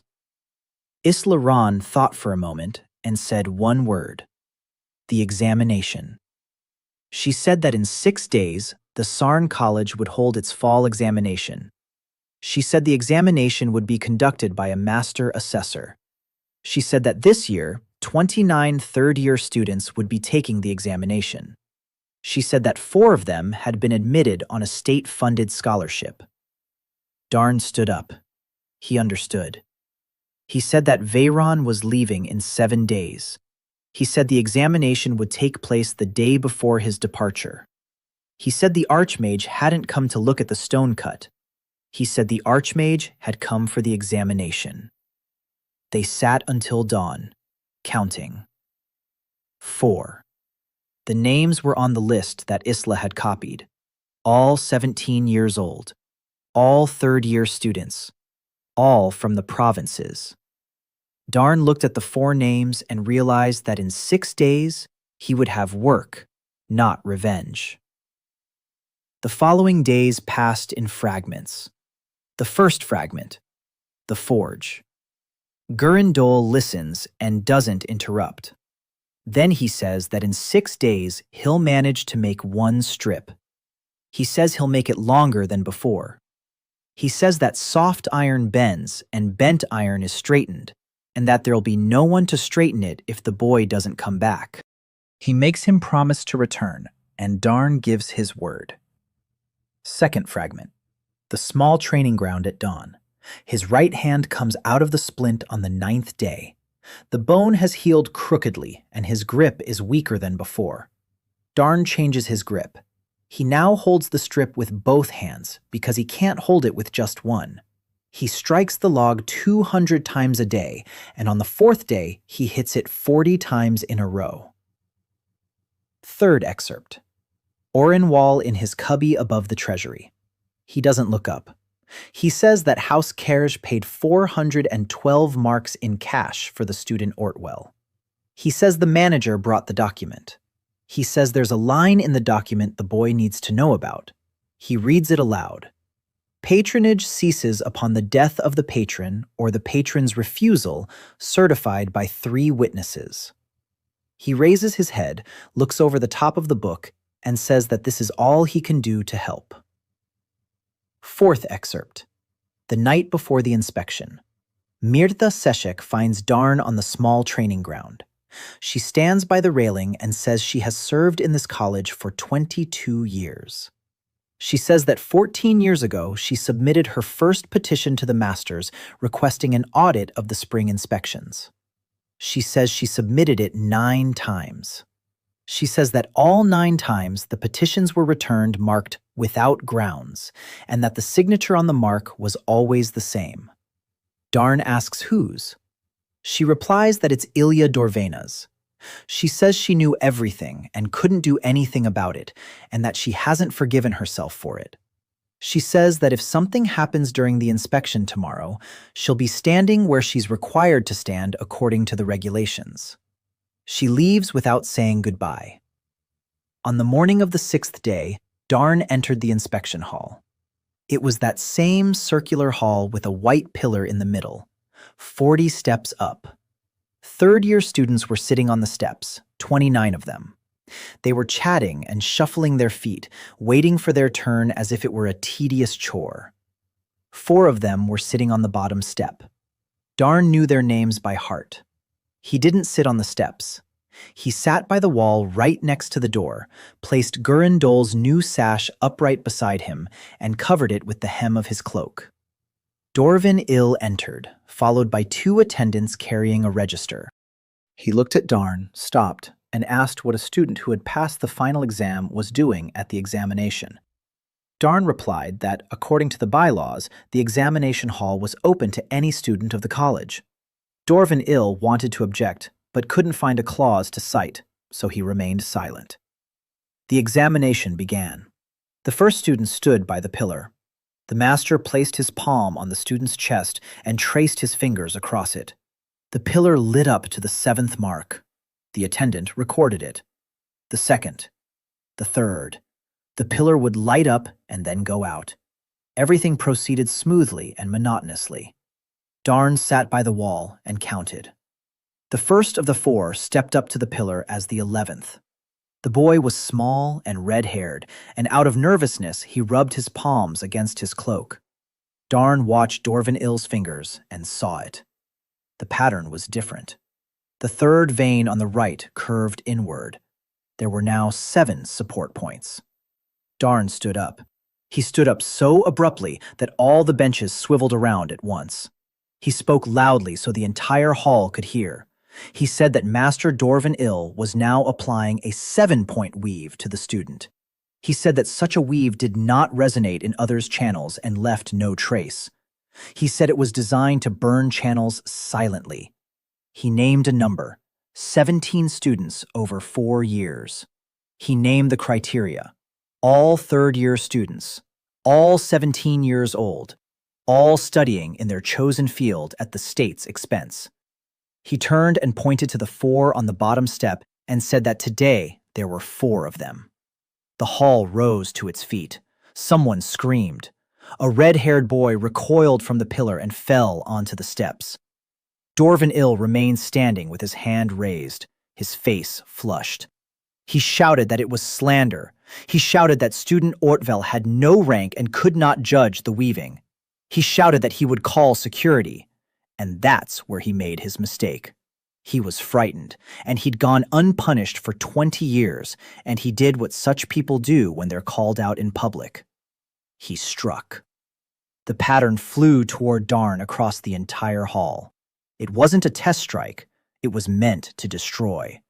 Darn stepped forward, took the blow to the chest, and in that very second pulled back the hem of his cloak and seized the strip with both hands. He counted. 1, 2, 3. The brand was gone. The heat was so intense that everything went white before his eyes. He drove it into the iron all at once and didn't hold it for even a moment. The strip flared up. He hadn't struck a person. He had struck the white measuring pillar of the Sarn College. The pillar had stood for 400 years. It split into two pieces as cleanly as a candle splits under a knife. The upper half fell and shattered on the steps. A rumble and a cloud of dust swept through the hall. Dorvan Ill stood there, staring at the debris, at his weaving, which was no more, and at the man who had devoured it. He sank to his knees of his own accord. No one touched him. The door swung open. Murda Sessek entered the hall, accompanied by 6 guards from the college. She stood in the middle of the hall and surveyed the benches and the debris. Then she announced loudly and clearly that Master Appraiser Dorvan Ill was being detained in accordance with the statutes of the College of Sarn, pending an investigation. She made this announcement in the presence of 29 witnesses. The guards took him by the arms. He offered no resistance. He stared at the floor. Darn lowered the cooling strip and finally exhaled. He had won. He had spoken aloud what had been silenced for 4 years, and 29 people had heard it. And at that very moment, a calm, quiet voice rang out from the upper gallery. The voice announced that the arrest was canceled. Wayron stood in the gallery. He had been standing there for quite some time. He looked down without anger or surprise. He stated that Master Dorvan Ill had been carrying out his duties under direct orders from the Council of the Realm. He said that the order took precedence over the college's bylaws. He said that the document would be presented to the magistrates that very day. He paused and added one more thing. He said that student Lane Ortwell was under the protection of House Kersh, and that House Kersh would compensate for the damage he had caused. He named the amount for the destroyed pillar, 1,200 marks. And Darn realized he had not won. He had lifted up the man who had just been exposed and put him back on his feet with a single phrase. And he had hung another 1,200 marks on Darn himself. Murda Sessek did not let Dorvan Ill go right away. She stood in the middle of the hall, looking up at the gallery, her hand raised, and the guard stood motionless. She said loudly that she was requesting the order be presented immediately. Veyron replied that the document was in his travel chest and would be presented to the magistrates by evening.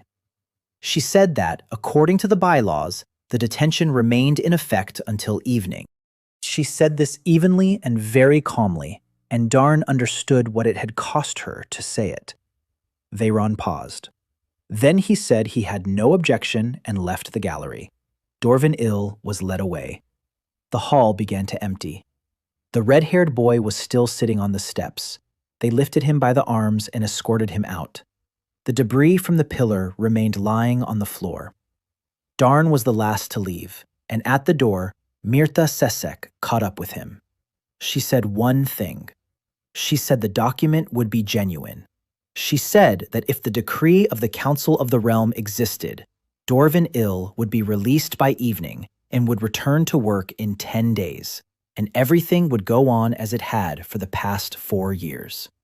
She said the only thing they had gained was 29 witnesses. She said the witnesses were worthless until their testimony was recorded. She said they had until evening, and that she would spend that time in the registry, making copies of all the inspection records from the past 4 years. She left quickly. Darn went downstairs. He needed to see Girindol.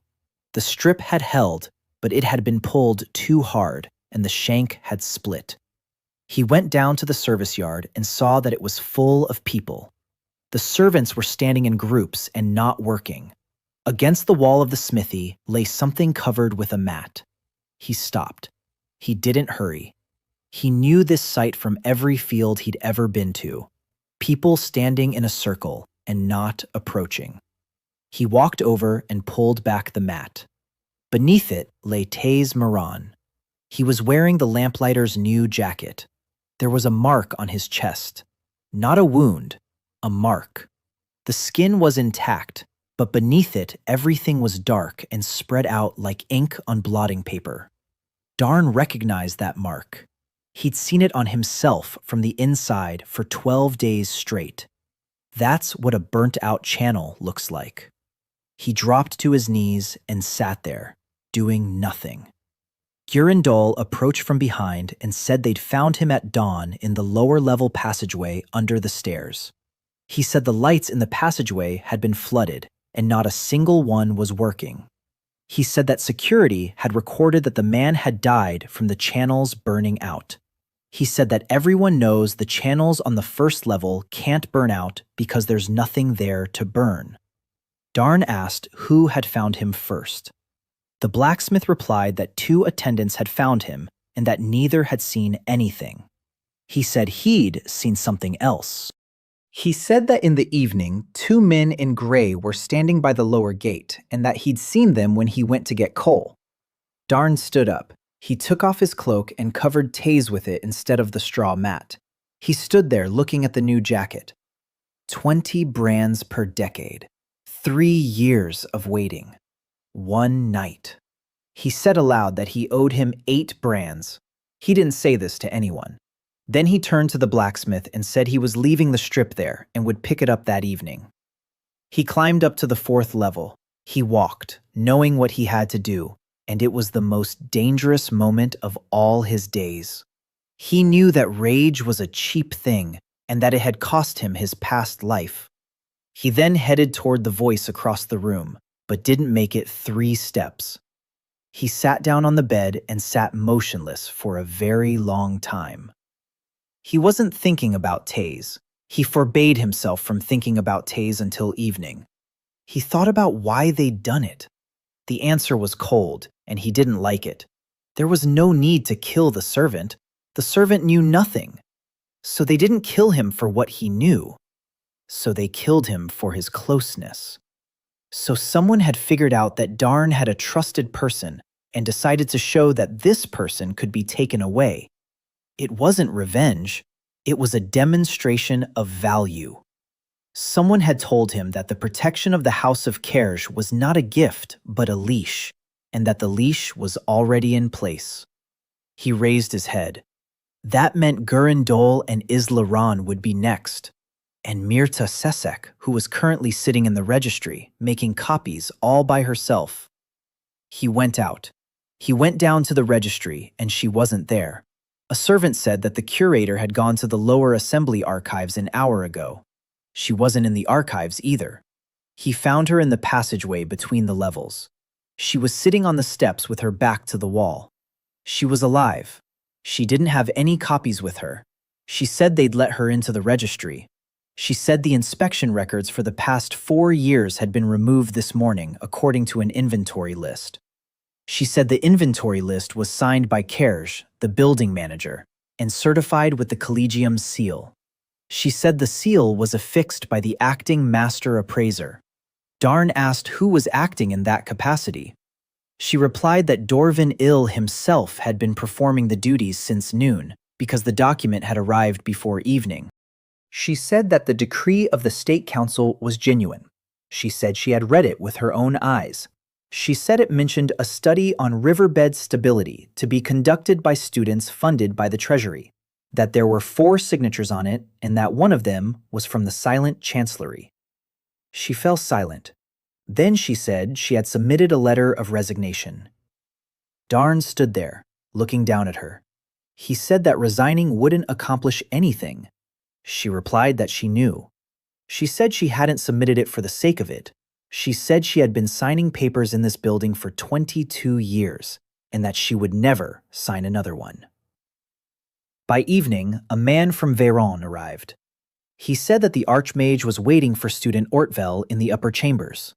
Darn took the strip from Gurindol, left it in his room, and went upstairs without it. As he walked, he realized he was going unarmed to face the man he wanted to kill more than anything in the world, and that this was the only right thing to do. The upper chambers were almost empty. A table, 2 armchairs, a travel chest against the wall. Veyron stood by the window, looking out at the city. He didn't turn around right away. He said he'd heard about the servant's death. He said he'd ordered 50 marks to be given to the family. He said the servant had no family, and that the money would then go toward the funeral. Darn stood by the door and said nothing. Veyron turned around. He said he hadn't given such an order. He said it simply and added nothing else. Darn looked him in the face and, for the first time in all those days, couldn't tell whether he was lying or not. The Archmage sat down and invited him to sit as well. He said he wanted to explain one thing before leaving. He said that 30 years ago, the realm of old had lost a war, and that it hadn't lost because of a lack of numbers. He said it had lost because people who knew how to kill mages had faced the army of mages. He said that 8,000 people had died in 11 days.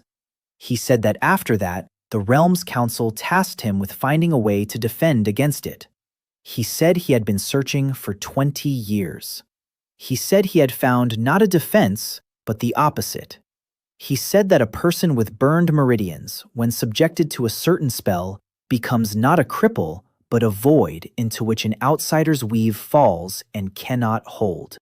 He said they had managed to obtain 17 such vessels, and that 16 had died because the power found no outlet and consumed them from within. He said the 17th had survived. He looked at Darn. He said he didn't know why this particular one had survived. He said that in 20 years, this was the first such case. Darn listened and drew his own conclusions. He believed that 16 boys had died for the sake of this conversation. He asked why the Archmage was telling him this. Veyron replied that they were leaving in 6 days and that he wanted the student to go with a full understanding. He said that everything would be opened up to him in the capital. He said that in a year, a man like this would be worth an entire army. He said that last, and it was the most important part. He said that among those capable of striking at the Empire, there were people stronger than any army, and that he would name one of them when they arrived. He said that this man had killed the Empire's first blade 2 months ago in his own home. Darn didn't move. He kept his composure because he'd been doing so for 40 years. He asked who had killed the first blade. Veyron replied that that was exactly what he wanted to find out. He said he had been at Darn Kessel's house that evening. He said he had come to warn him. He said he'd been a quarter of an hour too late. Darn left his chambers, went down to his level, closed the door behind him, and stood in the darkness for a very long time. He recalled that evening in fragments. The wine, the voice, the pattern on his heart, and he remembered what he had always remembered, but had never really looked at. Veyron stood 2 steps away, watching him fall, and his hands were at his sides. He didn't raise a hand.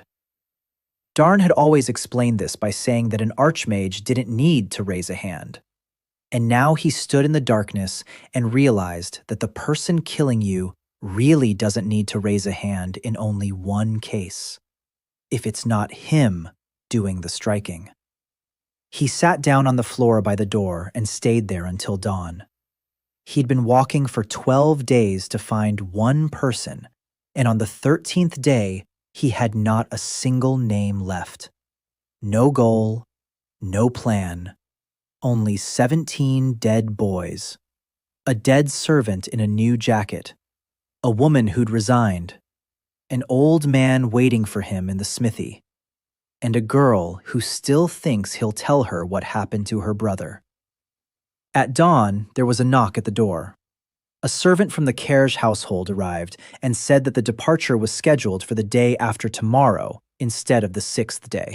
He said the archmage was being summoned urgently to the capital. He said the students' belongings would be packed without him. The servant left, and Darn remained sitting on the floor by the door. The day after tomorrow. Not 6 days. 2. He stood up, washed his face with cold water, and forced himself to think the way one thinks before a fight, not the way one thinks in grief. The first thing he did was cross Veyron off his list of targets. Not because he believed it, because believing wasn't necessary. It was enough to acknowledge that the Archmage's hands were down and that this changed the equation. If he wasn't the one who killed her, then there was a third person in the room. Or the pattern didn't come from the room. Second, he drew up a new list. It contained 4 signatures under the decree of the Council of the Realm. Mirta Seshik was reading the paper and saw them. He went to look for her. She was packing her things in her small room on the 3rd level. She didn't have much, 3 books, a bag, and a cloak. She said her resignation had been accepted by morning and that she'd been given until noon tomorrow. Darn asked about the signatures. She sat down on a chest and began to recall them aloud. The first signature was from the Council of the Realm, under the General Seal, without a name. The second signature was from the head of the college, Master Olgern Taze, who hadn't been seen in Sarn for 4 years and lived in the capital. The third signature was from the Silent Chancellery, under a seal without a name. The fourth signature was by name, and she remembered it because she didn't know the name. She said the name. Ervil Moss, Keeper of the Upper Assembly. Darn asked her to repeat it. She did. She explained that this was not a position within the Sarn College. She said that the Upper Assembly was a library attached to the State Council in the capital, and that the keeper there was the person responsible for all records concerning the weaves in the realm of old. She said that the keeper's signature on such an order meant one thing, that someone had cross-referenced the pattern against books that no longer exist anywhere else. Darn stood there, piecing this together with what he already knew. 20 years ago, someone had taught Dorvin Illy the 7 support weave. You don't learn something like that by heart. You get it from a book. And the book lies in the upper collection, within easy reach of the person who signed the order. He asked Mirta Seshik one last question. He asked which of the 4 signatories could have given the order to kill the servant in the lower-tier passageway. She replied that she didn't know. Then she said she knew something else. She said that Dorvin Ill had been reinstated to his duties yesterday at noon, and that the first thing he did was seize the records. She said that the second thing he did was request from the registry a list of those who had been granted access to the 2nd tier during the last decade. She said that the servant Tace Morin was listed 3rd on that list. Darn thanked her and left. As he descended the stairs, he felt a deep stillness within him. Not rage, clarity. For 2 days straight, he'd been searching for the hand in the capital without even noticing the man walking 20 paces away. He went to see Gurandol. In the smithy, he found more than just the blacksmith. Esla Ran was sitting by the anvil. She had come on her own and had been sitting there since dawn. Darn told them both everything. He told them about the decree, the 4 signatures, and the guardian of the upper assembly. He told them that Dorvin Ill had demanded the list and that Tace was listed 3rd on it. He said that in 2 days he would leave for the capital under the patronage of House Kersh, and that this patronage would end only upon his death or upon his refusal in the presence of 3 witnesses. He said that to refuse now would mean remaining indebted to the college for 1,612 brands and being exiled to the Rusty District for 20 years. Gurandol asked what he wanted. Darn replied that he wanted to do 3 things within 2 days: capture Dorvan Ill and extract the name from him, get Mirta Seshik and Eslaran out of harm's way, and leave for the capital so that the House of Kurj would have no leverage over him. Eslaran said the first task could be done tonight. She said she knew where Dorvan Ill kept his work notebooks. She said the 4th level of the library was locked at night, but that it was locked by a servant, not a pattern. She said she'd been there 11 times at night over the past 4 years. Darn looked at her and thought he'd been wrong to dismiss her as just a girl in distress. Gurendol stood up, walked over to the wall, and took a strip of metal off the hook. He'd straightened the shank overnight and rewound it. He said the iron had warped by 1/3 of an elbow, that he'd hammered it back into shape, and that now it would lie flat. He placed the strip on the anvil and said he was coming with them. Darn said no. The old man replied that he hadn't asked. That night, they climbed to the 4th level. The servant was sleeping by the door, and Islaran led them past without waking him. The master appraiser's office was in the far wing. The door was locked, and Gurendol opened it with a piece of wire in 20 breaths and said that for 30 years he'd been fixing everything that broke in this building. It was dark inside and smelled of ink and dried herbs. Darn lit a stub. There were 6 quires. They lay open in a cabinet. Islaran opened the first one and began reading, running her finger quickly across the page. Darn looked at the desk. On the desk lay a sheet of paper with an unfinished line. He held the stub close and read it. The line was short. Vessel confirmed, ready for transfer, awaiting instructions on timing. He looked at those words and realized he was looking at a report about himself. Islaran looked up from the notebook and said she'd found it. She read aloud, her voice breaking. The notebook contained columns spanning 4 years. Name, date of examination, mark. There were 3 types of marks: failure, death, and a third, which she read last: transfer failed. Darn took the notebook. He flipped back through the pages and counted. 17 names. Next to 16 of them was transfer failed. Next to the 17th was something else. Next to the name Lane Ortwell was a mark made later in different ink. Transfer successful. An outsider. He sat down on the edge of the table. He understood everything at once and completely. The vessels weren't being prepared as weapons. They were being prepared to transport someone into them. They'd tried 16 times, and 16 times the person being transported couldn't hold on, and the vessel died. On the 17th attempt, the wrong person, not the one they were expecting, flew into the prepared vessel. It was a man who had been killed that very night in his own home on the other side of the realm. An outsider. He sat there holding a notebook, and at that moment, a floorboard creaked behind the door. Darn blew out the candle stub. Gurendol stood by the wall with a hammer. The door opened.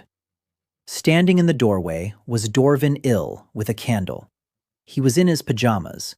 He hadn't been sleeping. He saw them and didn't scream. He raised his hand and traced a pattern with his fingers, and Darn saw the 3rd vein curl inward. The Magister wasn't striking him. He was striking Islaran. Darn managed to make a single move. He wouldn't have made it there in time. He threw the strip. He flung it flat across the room, and it struck Islaran in the shoulder, knocking her off her feet. The pattern passed over her and into the wall, and the wall turned black. Dorvan Ill waved his hand a second time.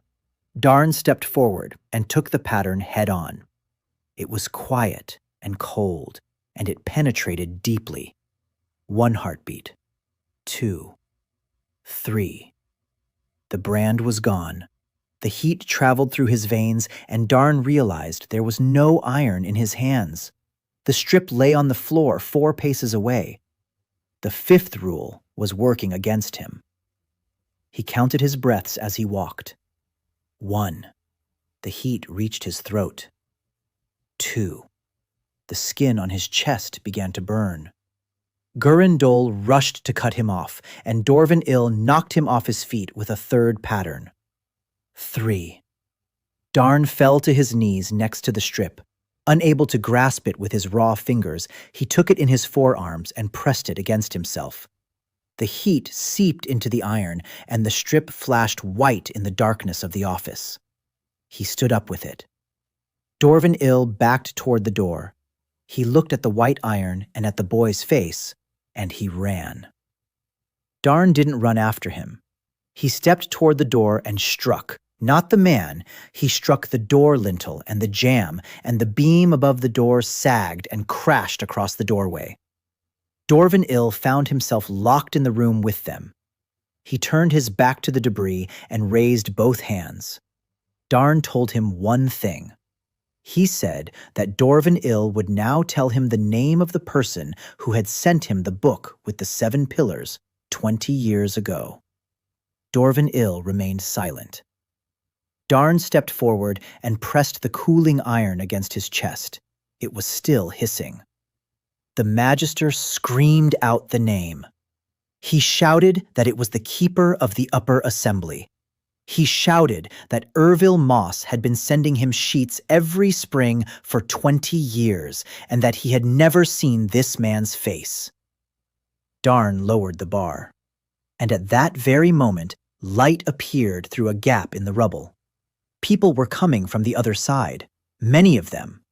Leading the way was the steward of House Kerj, accompanied by 6 men in gray. The manager was the first to climb over the debris. He was a man of a certain age, well-groomed, and kept his hands behind his back. He surveyed the office, the broken lintel, the notebooks on the floor, Dorvina Ilya against the wall, Gurindol getting up from all fours, and Isilran with a lacerated shoulder, and a young boy holding a crooked strip of wood. He said that the House of Kerj thanked student Ortvel for his assistance in the arrest. He said this before anyone else had a chance to speak, and Darn realized that the manager hadn't come for him. He had come for Dorvan Ilya. The men in gray took the master by the arms. He didn't resist. The administrator picked up the notebooks from the floor, stacked them neatly on top of one another, and tucked them under his arm. Darn stepped forward and said the notebooks were needed as evidence. The administrator replied that the notebooks were the property of the Sarn College and would be handed over to the college's head. He said the college's head was in the capital. He said a copy could be requested upon arrival. He said this politely. He climbed back over the barrier and left, and his men led the master away. The office fell silent. Gurindol spat and said that for 29 years he'd watched things go up into this building and never come back down. Isla Ron clutched her shoulder and said nothing. Darn stood looking at the empty closet. He had a name, but not a single piece of paper. He said aloud that now he absolutely had to go. He said that all threads led to the capital and that they were going to take him there for free. The morning was spent getting ready with the help of others. The servants at the Kerj house were packing his belongings, which he didn't actually have. They brought him a new suit, but he refused to put it on. He went out to the service yard by the smithy, where Oren Wall found him. It was only the second time in his life that the treasurer had been without his ledger. He said he'd come to say goodbye, and that he didn't like doing so. Then he got to the point. He said that yesterday he'd received payment for the pillar from the manager of the Kerj estate, 1,200. He said the money had arrived and that the document was drawn up correctly. He said there was a line in the document that he had read 3 times. He took out the sheet and read it aloud. The expense was charged to the ward's maintenance account. He put the sheet down and said that this meant the Kerj house hadn't given him 1,200. The Kerj house had charged them to him. He said that the ward's total balance as of today was 1,612 stamps. He said that under the laws of the old realm, a ward whose debt to a patron exceeds 1,000 stamps cannot renounce patronage without the patron's consent. He said that this was the clause regarding those in arrears. He said that the boy had been declared in default last night with a single stroke of the pen. Darn stood there listening and slowly grasped the scale of the situation. Someone else's blow had destroyed his post, and they had charged the cost of the post to his account and used that charge to lock the door. He asked if anything could be done. Wall replied that there was one thing that could be done. He said that the debt could be paid off in full by a third party before departure. He said that in that case, the guardianship would automatically end and the ward would become free. He said that no one in this college had 600 marks. He said that was the annual cost of supporting 40 students. He said that he himself had saved 480 over the course of 22 years. He fell silent. Then he said he would give them up. Darn looked at him. The treasurer stood there, staring off into the distance, and it was clear that he hated himself for that moment. He said he didn't believe in miracles, but he did believe in numbers.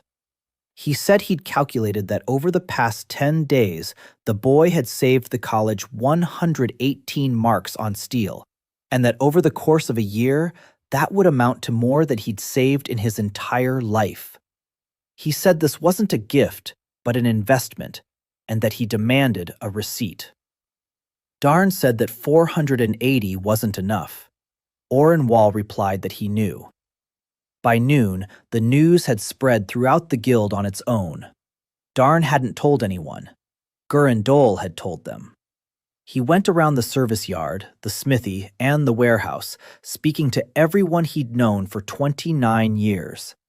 From there, the story spread in fragments. First fragment. The blacksmith lays a leather purse on the anvil and unties it. He says he'd been saving for a house in the lower city. He says he has no use for the house now because there's no one to live in it and no reason to. 240 marks. Second fragment. Esla Ron brings a family heirloom ring and 3 books from her father's estate. She says that Stozier's pawn shop will give 300 for the ring. She says that her brother is dead and that the ring belongs to no one now anyway. Darn refuses, and she places the ring on the anvil and walks away without looking back. Third excerpt. The servants. 11 of them arrive, and they each place 3 or 5 brands, while one places just 1. They say almost nothing. The one who placed just 1 says he scrubbed the passageway on the lower level that morning. He says he scrubbed that spot for 4 hours. Fourth excerpt. Mirta Sesek. She arrives last with a sack slung over her shoulder because her shift ended at noon. She lays out her final pay for 22 years, 310. She says she has no use for the money anyway. Wall counted until evening. He counted 3 times. Then he looked up and announced the total. 1,426. 186 were missing. It grew very quiet in the smithy.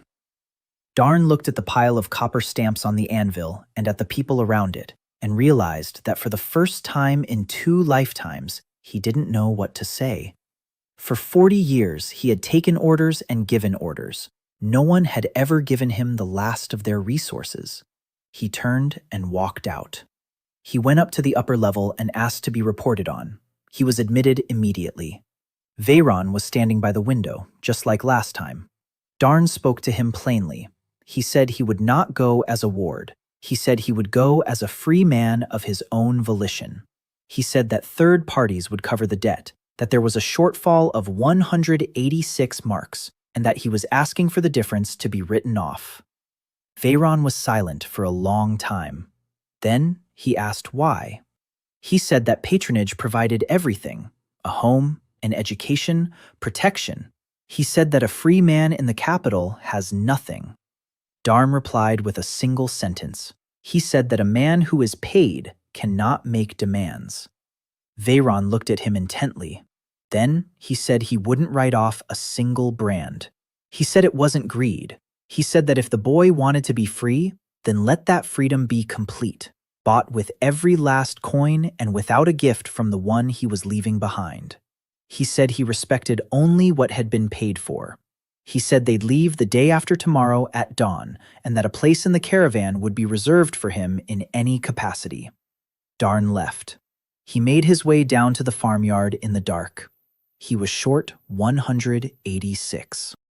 He sat down on a log by the smithy and began to think about where to get the money in a single night, but he couldn't come up with anything. He had nothing of his own, no possessions, no name, no trade. All he had was a dull strip of unhardened iron. And then he raised his head, looked at the smithy, and realized he'd figured it out. He woke up Gurindol.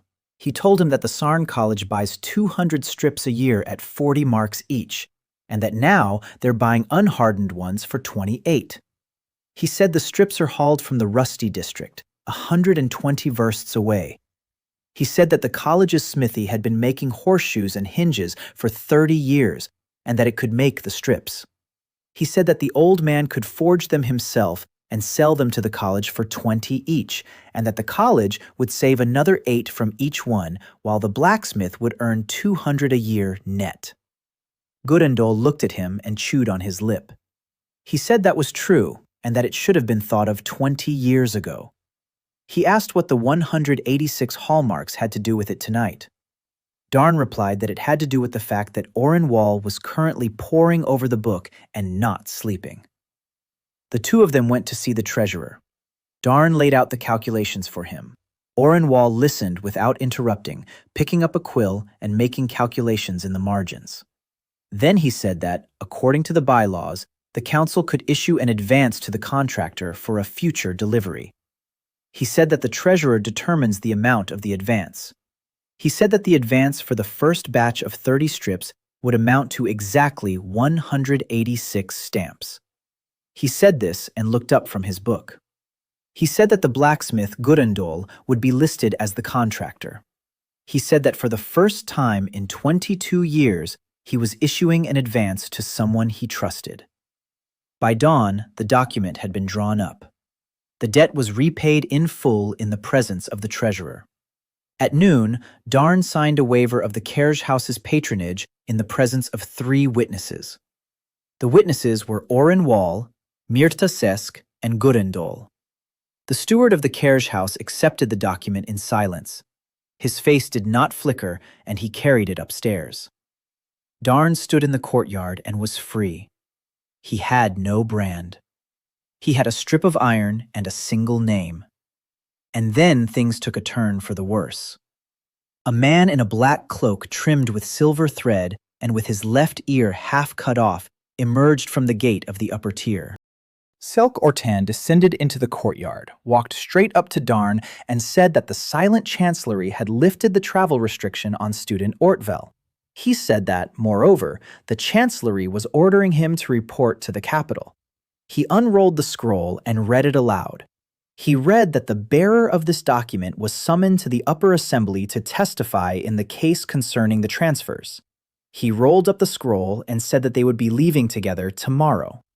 Darn looked at him and realized that he had just bought his freedom for 1,612 stamps, and that he was still being taken to the same place he had been taken before, and that he was now being taken by the very person who, with his own hand, had decreed 3 deaths in the collapse of a dilapidated building. The journey to the capital took 9 days. Darn traveled in a covered wagon belonging to the chancellery, accompanied by Selk Ortan, and they talked the entire way. The investigator did most of the talking. He said that the chancellery had been investigating the disappearances for 4 years. He said that the case could not be handled openly because the order had been signed by the Council of the State, and the chancellery itself was listed as the 3rd signatory. He said that he hadn't signed on behalf of the chancellery, and that the person who had done so had died 2 years ago. Darn asked why he was being told all this. Selk Ortan replied that it was because the chancellery needed a witness who could not be killed by ordinary means. He said that 16 witnesses had already died in the same way. He said that the 17th was sitting across from him, holding a piece of iron on his lap. On the 4th day, Darn asked him about the passageway on the lower level. He asked who had killed the servant. Selk Ortan did not answer immediately. He said he did not know the name of the perpetrator. He said he knew how it was done. He said that such a murder required not a powerful mage, but a precise one. He said it required someone skilled in weaving with 7 supports. He said that, to his knowledge, there were 4 such people in the realm of old. He named 3, Dorvin Ill, Ervil Moss, keeper of the upper assembly, and Archmage Veyron of the Kurj clan. Darn asked who the 4th was. The interrogator replied that the Chancellery had been unable to locate the 4th person in 4 years, and that was precisely why he was personally escorting the boy to the capital. The capital greeted them with rain. The city was 4 times larger than Stojar. Darn looked out at the streets from the carriage and recognized them. He had walked those streets for 40 years. He knew where the barracks of the First Hundred stood, where the armorer's shop was by the bronze gates, and where the house on the quiet street by the canal was, the one where he had been killed. He asked to drive past that house. Selk Orthan didn't ask why.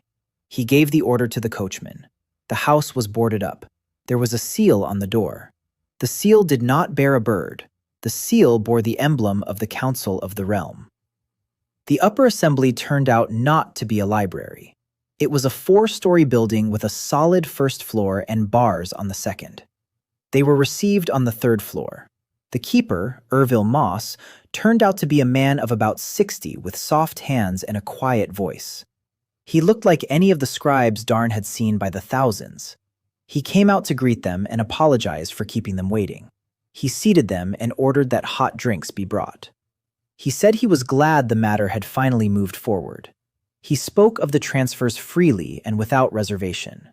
He said he had been compiling records for 20 years, that all the work had been carried out by decision of the council, and that he personally had compiled the descriptions of the weaves. He said he did not consider this work to be pure. He said 16 deaths weighed on his conscience. He said he was ready to answer for them. Darn looked at him and found not a single flaw. Ervil Moss asked to see the strip. Darn handed it over. The keeper turned the metal over in his hands, returned it, and said he understood the mechanics. Then he said the most important thing. He said that a transfer requires 2 things: a ready vessel and a dying donor whose soul is separated by the influence of the weave, not of its own accord. He said that 16 times the donor had been prepared in advance, and all 16 times the transfer had failed. He said that on the 17th attempt, the vessel was ready, but the donor happened to be in another city without their involvement.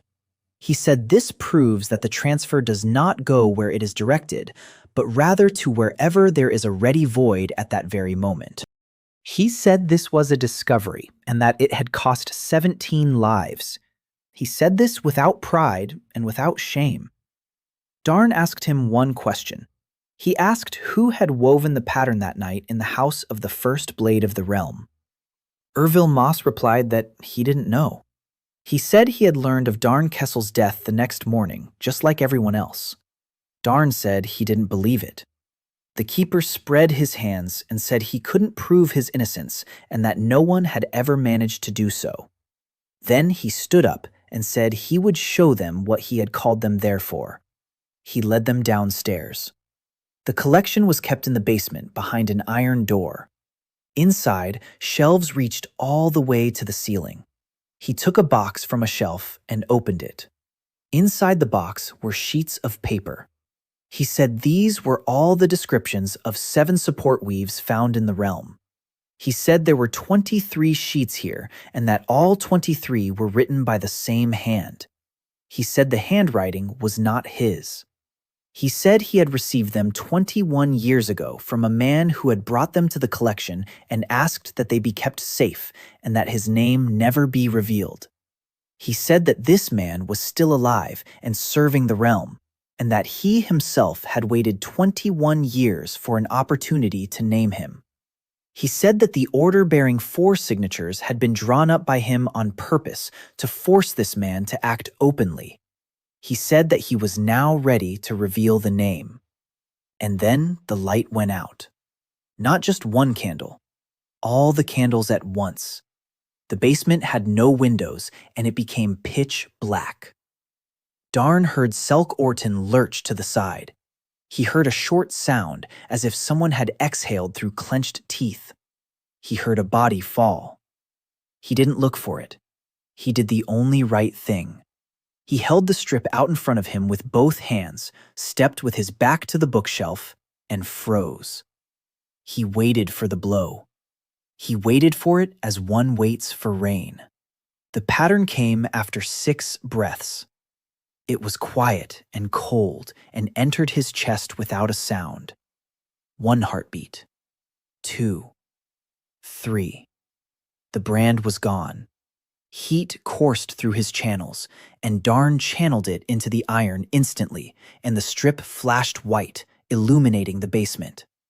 4 steps away from him stood a man. Ervil Moss lay face down on the floor, motionless. Selk Orton sat against the wall, clutching his side, and his fingers were wet. And standing between the shelves was Kersh, the building manager, the same neat, middle-aged man who had taken the notebooks and accepted the waiver without batting an eye. He looked at the white metal, at Darn's face, and at his hands. He didn't run. He raised his palm and moved his fingers again. Darn stepped forward. He didn't strike the man. He struck the shelf on the left and then the one on the right, and both collapsed into the aisle, blocking the exit with boxes. The manager recoiled. The second figure stepped aside. Darn lowered the cooling blade and told him he wouldn't be leaving here. The manager straightened up. He said calmly that he would leave. He said his name was not as it appeared on the Kersh house's records. He gave his name, Velen Kersh. He said he was Archmage Veyron's full brother, and that he had been listed as the manager of the house for 23 years because a man without a title is of no interest to anyone. He said that, 23 years ago, he had brought the scrolls to the upper council. He said that for 20 years he had taught Dwarven Ilya by correspondence and had never once appeared before him. He said that the vessels were not being prepared for the realm. He said they had prepared a single vessel, for him. He said he was 61 years old, that his body was worn out, and that he had waited 20 years for the transfer to succeed. He said that on the 17th attempt, the transfer succeeded, and that a stranger had entered the vessel because that very night, in the capital, a man was dying whose soul had been separated by weaving. Darn asked who had separated the soul. Velen Kersh replied that it was he himself. He said that he had killed the realm's first blade in his own home a quarter of an hour before his brother entered. He said that he had not killed him as an enemy. He said that he had killed him as a test of the weaving on a strong adult man. He said he didn't know that on that night Dwarven Ill was burning the 17th in Sarna. He said that the 2 tasks coincided in timing and that the soldier's soul had slipped into the ready-made void while his own transfer had failed. He said that 20 years of labor had been undone by chance. Darn stood there with his cooled iron, listening, and it was quiet within him. He had finally received an answer, and the answer was exactly what the truth always is. No conspiracy against him. No revenge. He was killed to test how the pattern worked. He asked why the servant in the passageway had been killed. Velen Kersh replied that the vessel had become disobedient and that it was necessary to teach the vessel a lesson.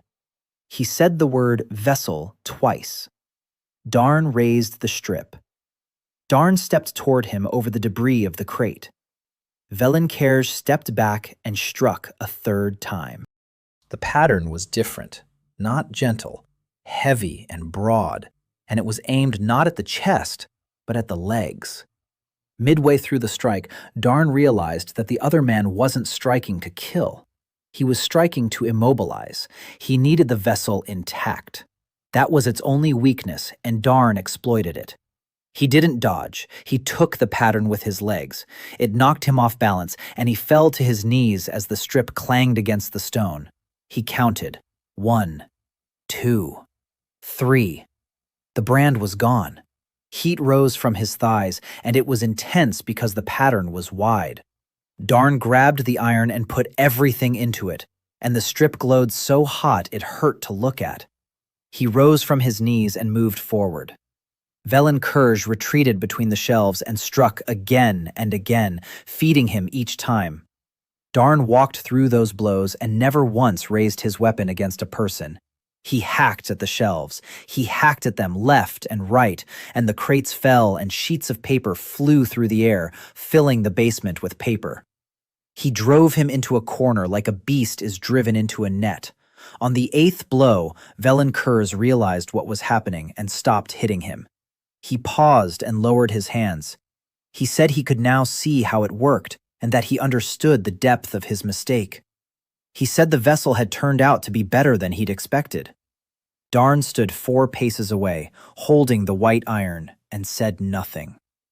Velenkurj spoke again. He said he proposed they leave this place together. He said that the soldier's body and the keeper's knowledge together were worth more than everything the Empire possessed. He said he would not try to take the vessel away and that he was ready to serve him. Darn told him that wasn't why he'd come here. He said he'd come for the name and that he'd received it. Then he did what he'd decided back in the wagon on the 4th day of the journey. He lowered the strip and let the heat fully dissipate into the metal. The strip went dark and became nothing more than a twisted piece of iron. He said he wouldn't kill him. He said that killing him would mean closing the case of the transfers right then and there. He said that a dead manager meant 17 unsolved deaths and 1 legend about a crazy kid. He said that a living Velenkurj meant testimony. He said that was why he'd kept him here. Velenkurj laughed. He said that no one would listen. He said that the signature of the Council of the Realm took precedence over any testimony. And then a voice rang out from the other side of the rubble. The voice said that he would personally challenge the Council of the Realm's signature. Standing behind the collapsed shelves was Veyron. He had arrived in the capital 3 days before them and had been in the upper assembly since noon, waiting upstairs. He came down at the sound of the commotion. He stood looking at his brother over the debris, his face ashen. After that, everything happened quickly. Velenkurj turned toward his brother and struck him without warning. He struck with a silent pattern of 7 strikes. He struck to kill. Darn wouldn't have made it in time. He did the only thing he could. He threw the strip. He threw it flat between them, and the iron passed through the weave, and the 7 support patterns settled onto the metal. It didn't unravel. It went out. The soft, unhardened iron absorbed it, turned black, and fell onto the stone. Darn stood there empty-handed. He looked at the fallen strip and realized he'd discovered the 6th rule too late for it to be of any use to him. The weave fades away upon contact with iron, even without it. It's just that without it, it fades away in vain. Veyron was alive. He raised his hand, and for the first time ever, Darn saw this man weaving. The pattern formed slowly and was enormous. It had 8 supports, and it rang out so loudly that his teeth ached. Velenkurj managed to cast a shield. It held for 2 heartbeats. Then he was slammed into the basement wall, slid down it, and remained sitting there. He was alive. Both of his arms were broken at the forearms. Veyron approached his brother and stood over him. Then he told him that he'd kept him at the house for 23 years because he was the only one left of the family. He said that now he was ashamed that he'd lived to see this day. He turned to Darn and asked why he hadn't killed him when he had the chance. Darn replied that the dead do not testify. They all went upstairs together. Selka Ortana was carried out. He was alive, and his wound was in his side, not fatal. Irvilla Moss was lifted up. He was dead, and a sheet of paper was clenched in his hand. Darn unclenched his fingers and read it.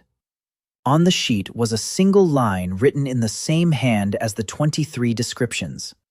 The line was old, 21 years old. It stated that the sender requested that the sheets be submitted to the assembly without revealing his name, and it was signed not with a name, but with a symbol. Darn showed the symbol to Veyron. The Archmage looked at it and said that it was his brother's personal mark, which he had used to mark his belongings since childhood. He said that this was the proof. He said that for 21 years it had lain in the basement, and no one had been looking for it. An investigation followed, which lasted 19 days and passed in fragments for Darn. The first fragment. The council chamber. Vilan Kerj sits with his hands bandaged and speaks for 4 hours straight. And he speaks because a man who has kept a secret for 20 years cannot stop once he has started.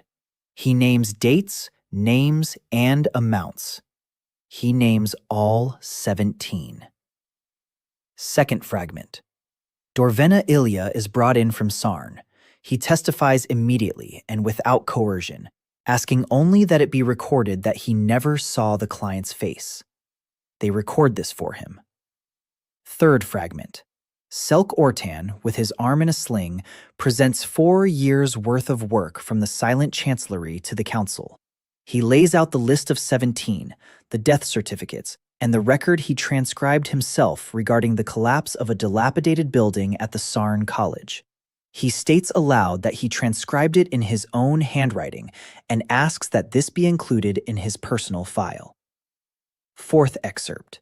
Mirta Sesek arrives from Stojar in response to a summons and places before the council 9 of her petitions spanning 14 years, each marked without grounds and signed by Dorvin Ilya. The council reads them in silence. Fifth excerpt. Ejla Ron testifies about her brother and does not cry. When asked about her family's situation, she says that her family no longer exists. On the 19th day, the Council of the Realm handed down its decision. Vilan Kerj was sentenced to death, and the sentence was carried out 4 days later. Dorvin Ill was sentenced to 20 years in the Rusty District. The transfer order was revoked and deemed criminal. The signature of the Silent Chancellery was deemed to have been affixed without authority. Archmage Veyron of the Kerj clan was removed from all offices for 3 years on charges of negligence. He did not contest the charges. 17 families were awarded compensation from the treasury. For those who had no family, memorial entries were recorded in the upper assembly. Darn stood in the hall as 17 names were read out in succession. He listened to them all and, at the end, heard the 18th. Taze Morin, a servant, added as a separate entry upon the recommendation of the Silent Chancellery. He stood and stared at the floor.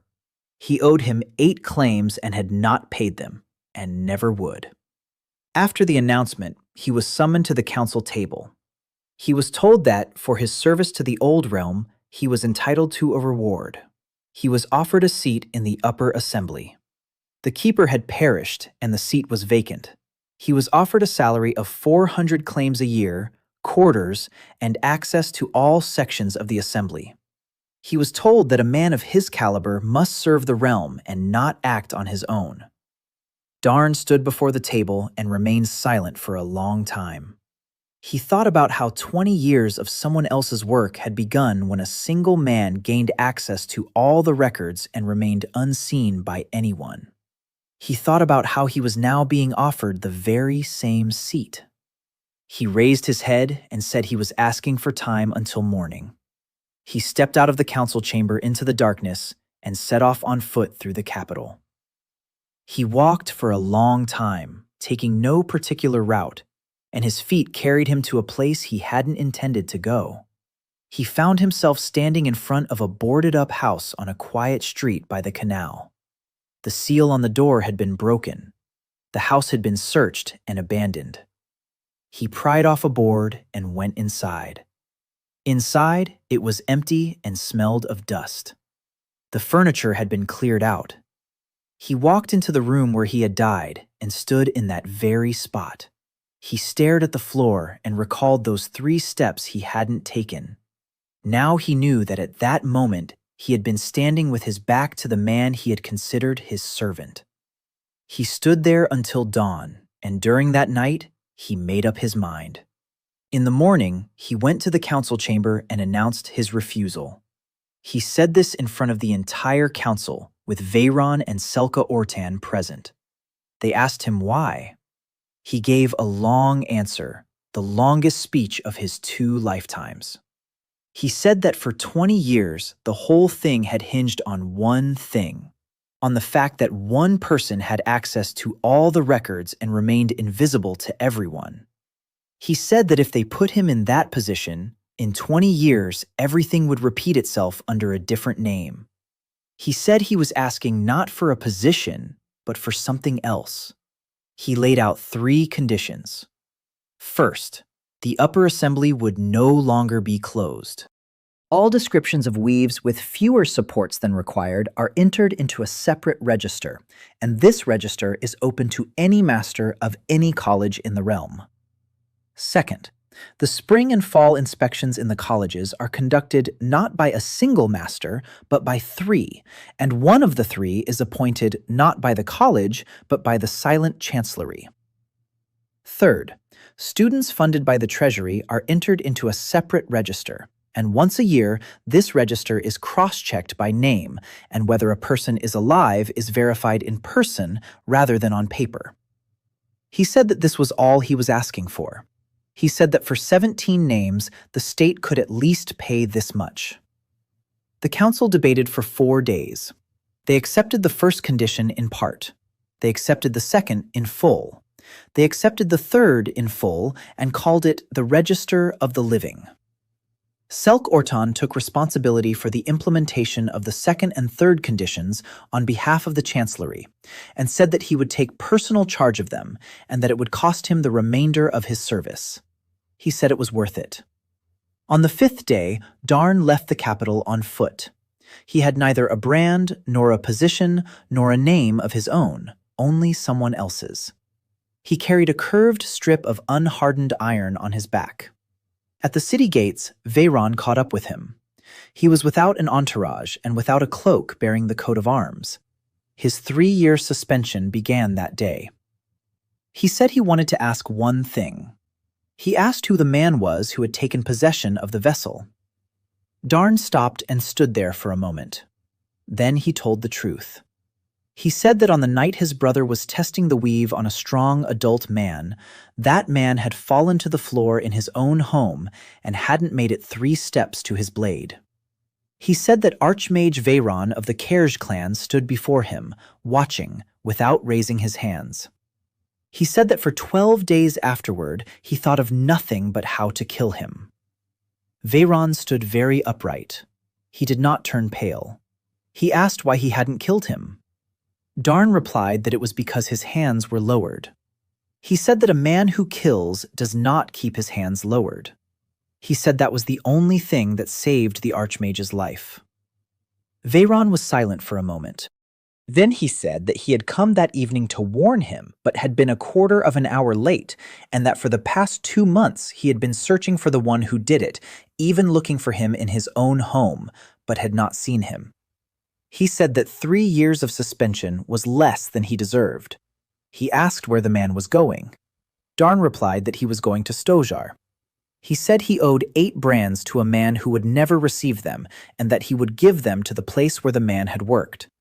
He said he owed the old man who had given up his house for him. He said he owed the treasurer who had given up 22 years for him. He said he owed a debt to the girl who had waited 4 years for an answer about what had happened to her brother, that he now had the answer and that he had to deliver it himself. Veyron took the ring off his finger and held it out. Darn didn't take it. He said he respected only what had been paid for and that this wasn't his way of speaking. The Archmage smiled for the first time in all that time and put the ring away. He said that in 3 years he would return to his work and that if a man with such a talent ever needed someone who knew how to weave with 8 supports, he would find him. He said that the roads in the realm of old were long and that their paths would cross again. He left. Darn walked to Stojar for 9 days and arrived at the Sarn College in late fall when a damp wind was blowing in from the sea. He entered the courtyard and Oren Wall was the first to see him. The treasurer was standing on the porch with a book. He looked down and said nothing. Then he opened the book and wrote something down. The forge was in operation. Gurindol stood at the bellows, forging a strip of metal, and next to him stood a boy of about 15, holding the tongs. The old man looked up, saw him, set down his hammer, stepped out into the courtyard, and stood there in silence. Then he said that the first batch had been shipped a 10-day ago and that the guild had ordered 60 more. He said he'd taken on an apprentice. He said he really had no use for a house now because he lived at the forge and that it was better that way. He asked if the strip was intact. Darn took it off his back and handed it over. The blacksmith turned it over in his hands and said it had warped by half an elbow, that it couldn't be straightened any further, and that it had served its purpose. He said he'd forge a new one in 3 nights. Darn said it wasn't necessary. He said he'd leave this one as is. He found Mirta Sesk in the lower city. She was renting a room and living off what she had left. He told her about the council's decision. He told her about the second condition, and that from now on, a representative from the chancellery would be present at every inspection. She listened while standing, and when he finished, she sat down. She said she'd been writing petitions for 14 years, and that she'd been given unfounded responses. She said this was the first document in her life that had actually accomplished something. He said the document was based on the 9 petitions she'd brought to the capital. He said that without them, the council wouldn't have believed a single word. She turned away toward the window and didn't turn back for a long time. A decade later, the curator summoned her back to the council, and she returned. He found Isel Ron last. She was waiting for him in the lower assembly's library at the same table where she had sat the first time. He sat down across from her and told her everything.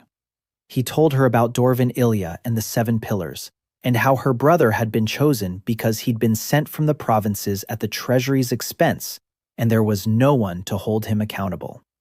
He told her about Velen Kurz and how all of this had been done for the sake of a single body for a single person, and that her brother had died so that a 60-year-old man could live another 40 years. He didn't sugarcoat anything. She listened to the end without interrupting. Then she asked if he'd had time to feel anything. Darn said he didn't know. He said that he himself had died from the same weave, and that he hadn't felt anything except that he hadn't made it past 3 steps. He said this and realized he'd spoken aloud what he'd been hiding for 29 days. Isla Ron looked at him for a long time. Then she said she'd figured it out a long time ago. She said she'd seen the way he held the iron and that a 17-year-old doesn't hold it that way. She said she didn't care who he was. She said that the only thing that mattered to her was that he was the only one who had seen it through to the end. She placed a sheet of paper on the table. On the sheet were 17 names, written in her own hand. She said she wanted this list to hang in the examination hall of the Sarn College. She said she'd gone to the masters and that they'd refused her. Darn took the sheet and said he would hang it up. He hung it up himself 3 days later. The examination hall stood without a pillar. The debris had been cleared away, and a slab had been placed where the pillar had stood. He hammered 2 nails into the wall and hung the sheet in a prominent spot by the entrance so that everyone entering would read it before stepping onto the slab. No one took it down.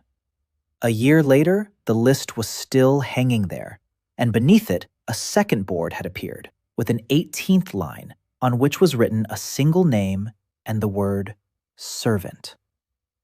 He remained in Stojar. He did not return to the college as a student, nor did he go to the barracks. He worked at Gurundol's forge, took orders for blades, and traveled with them to the colleges throughout the realm of Old.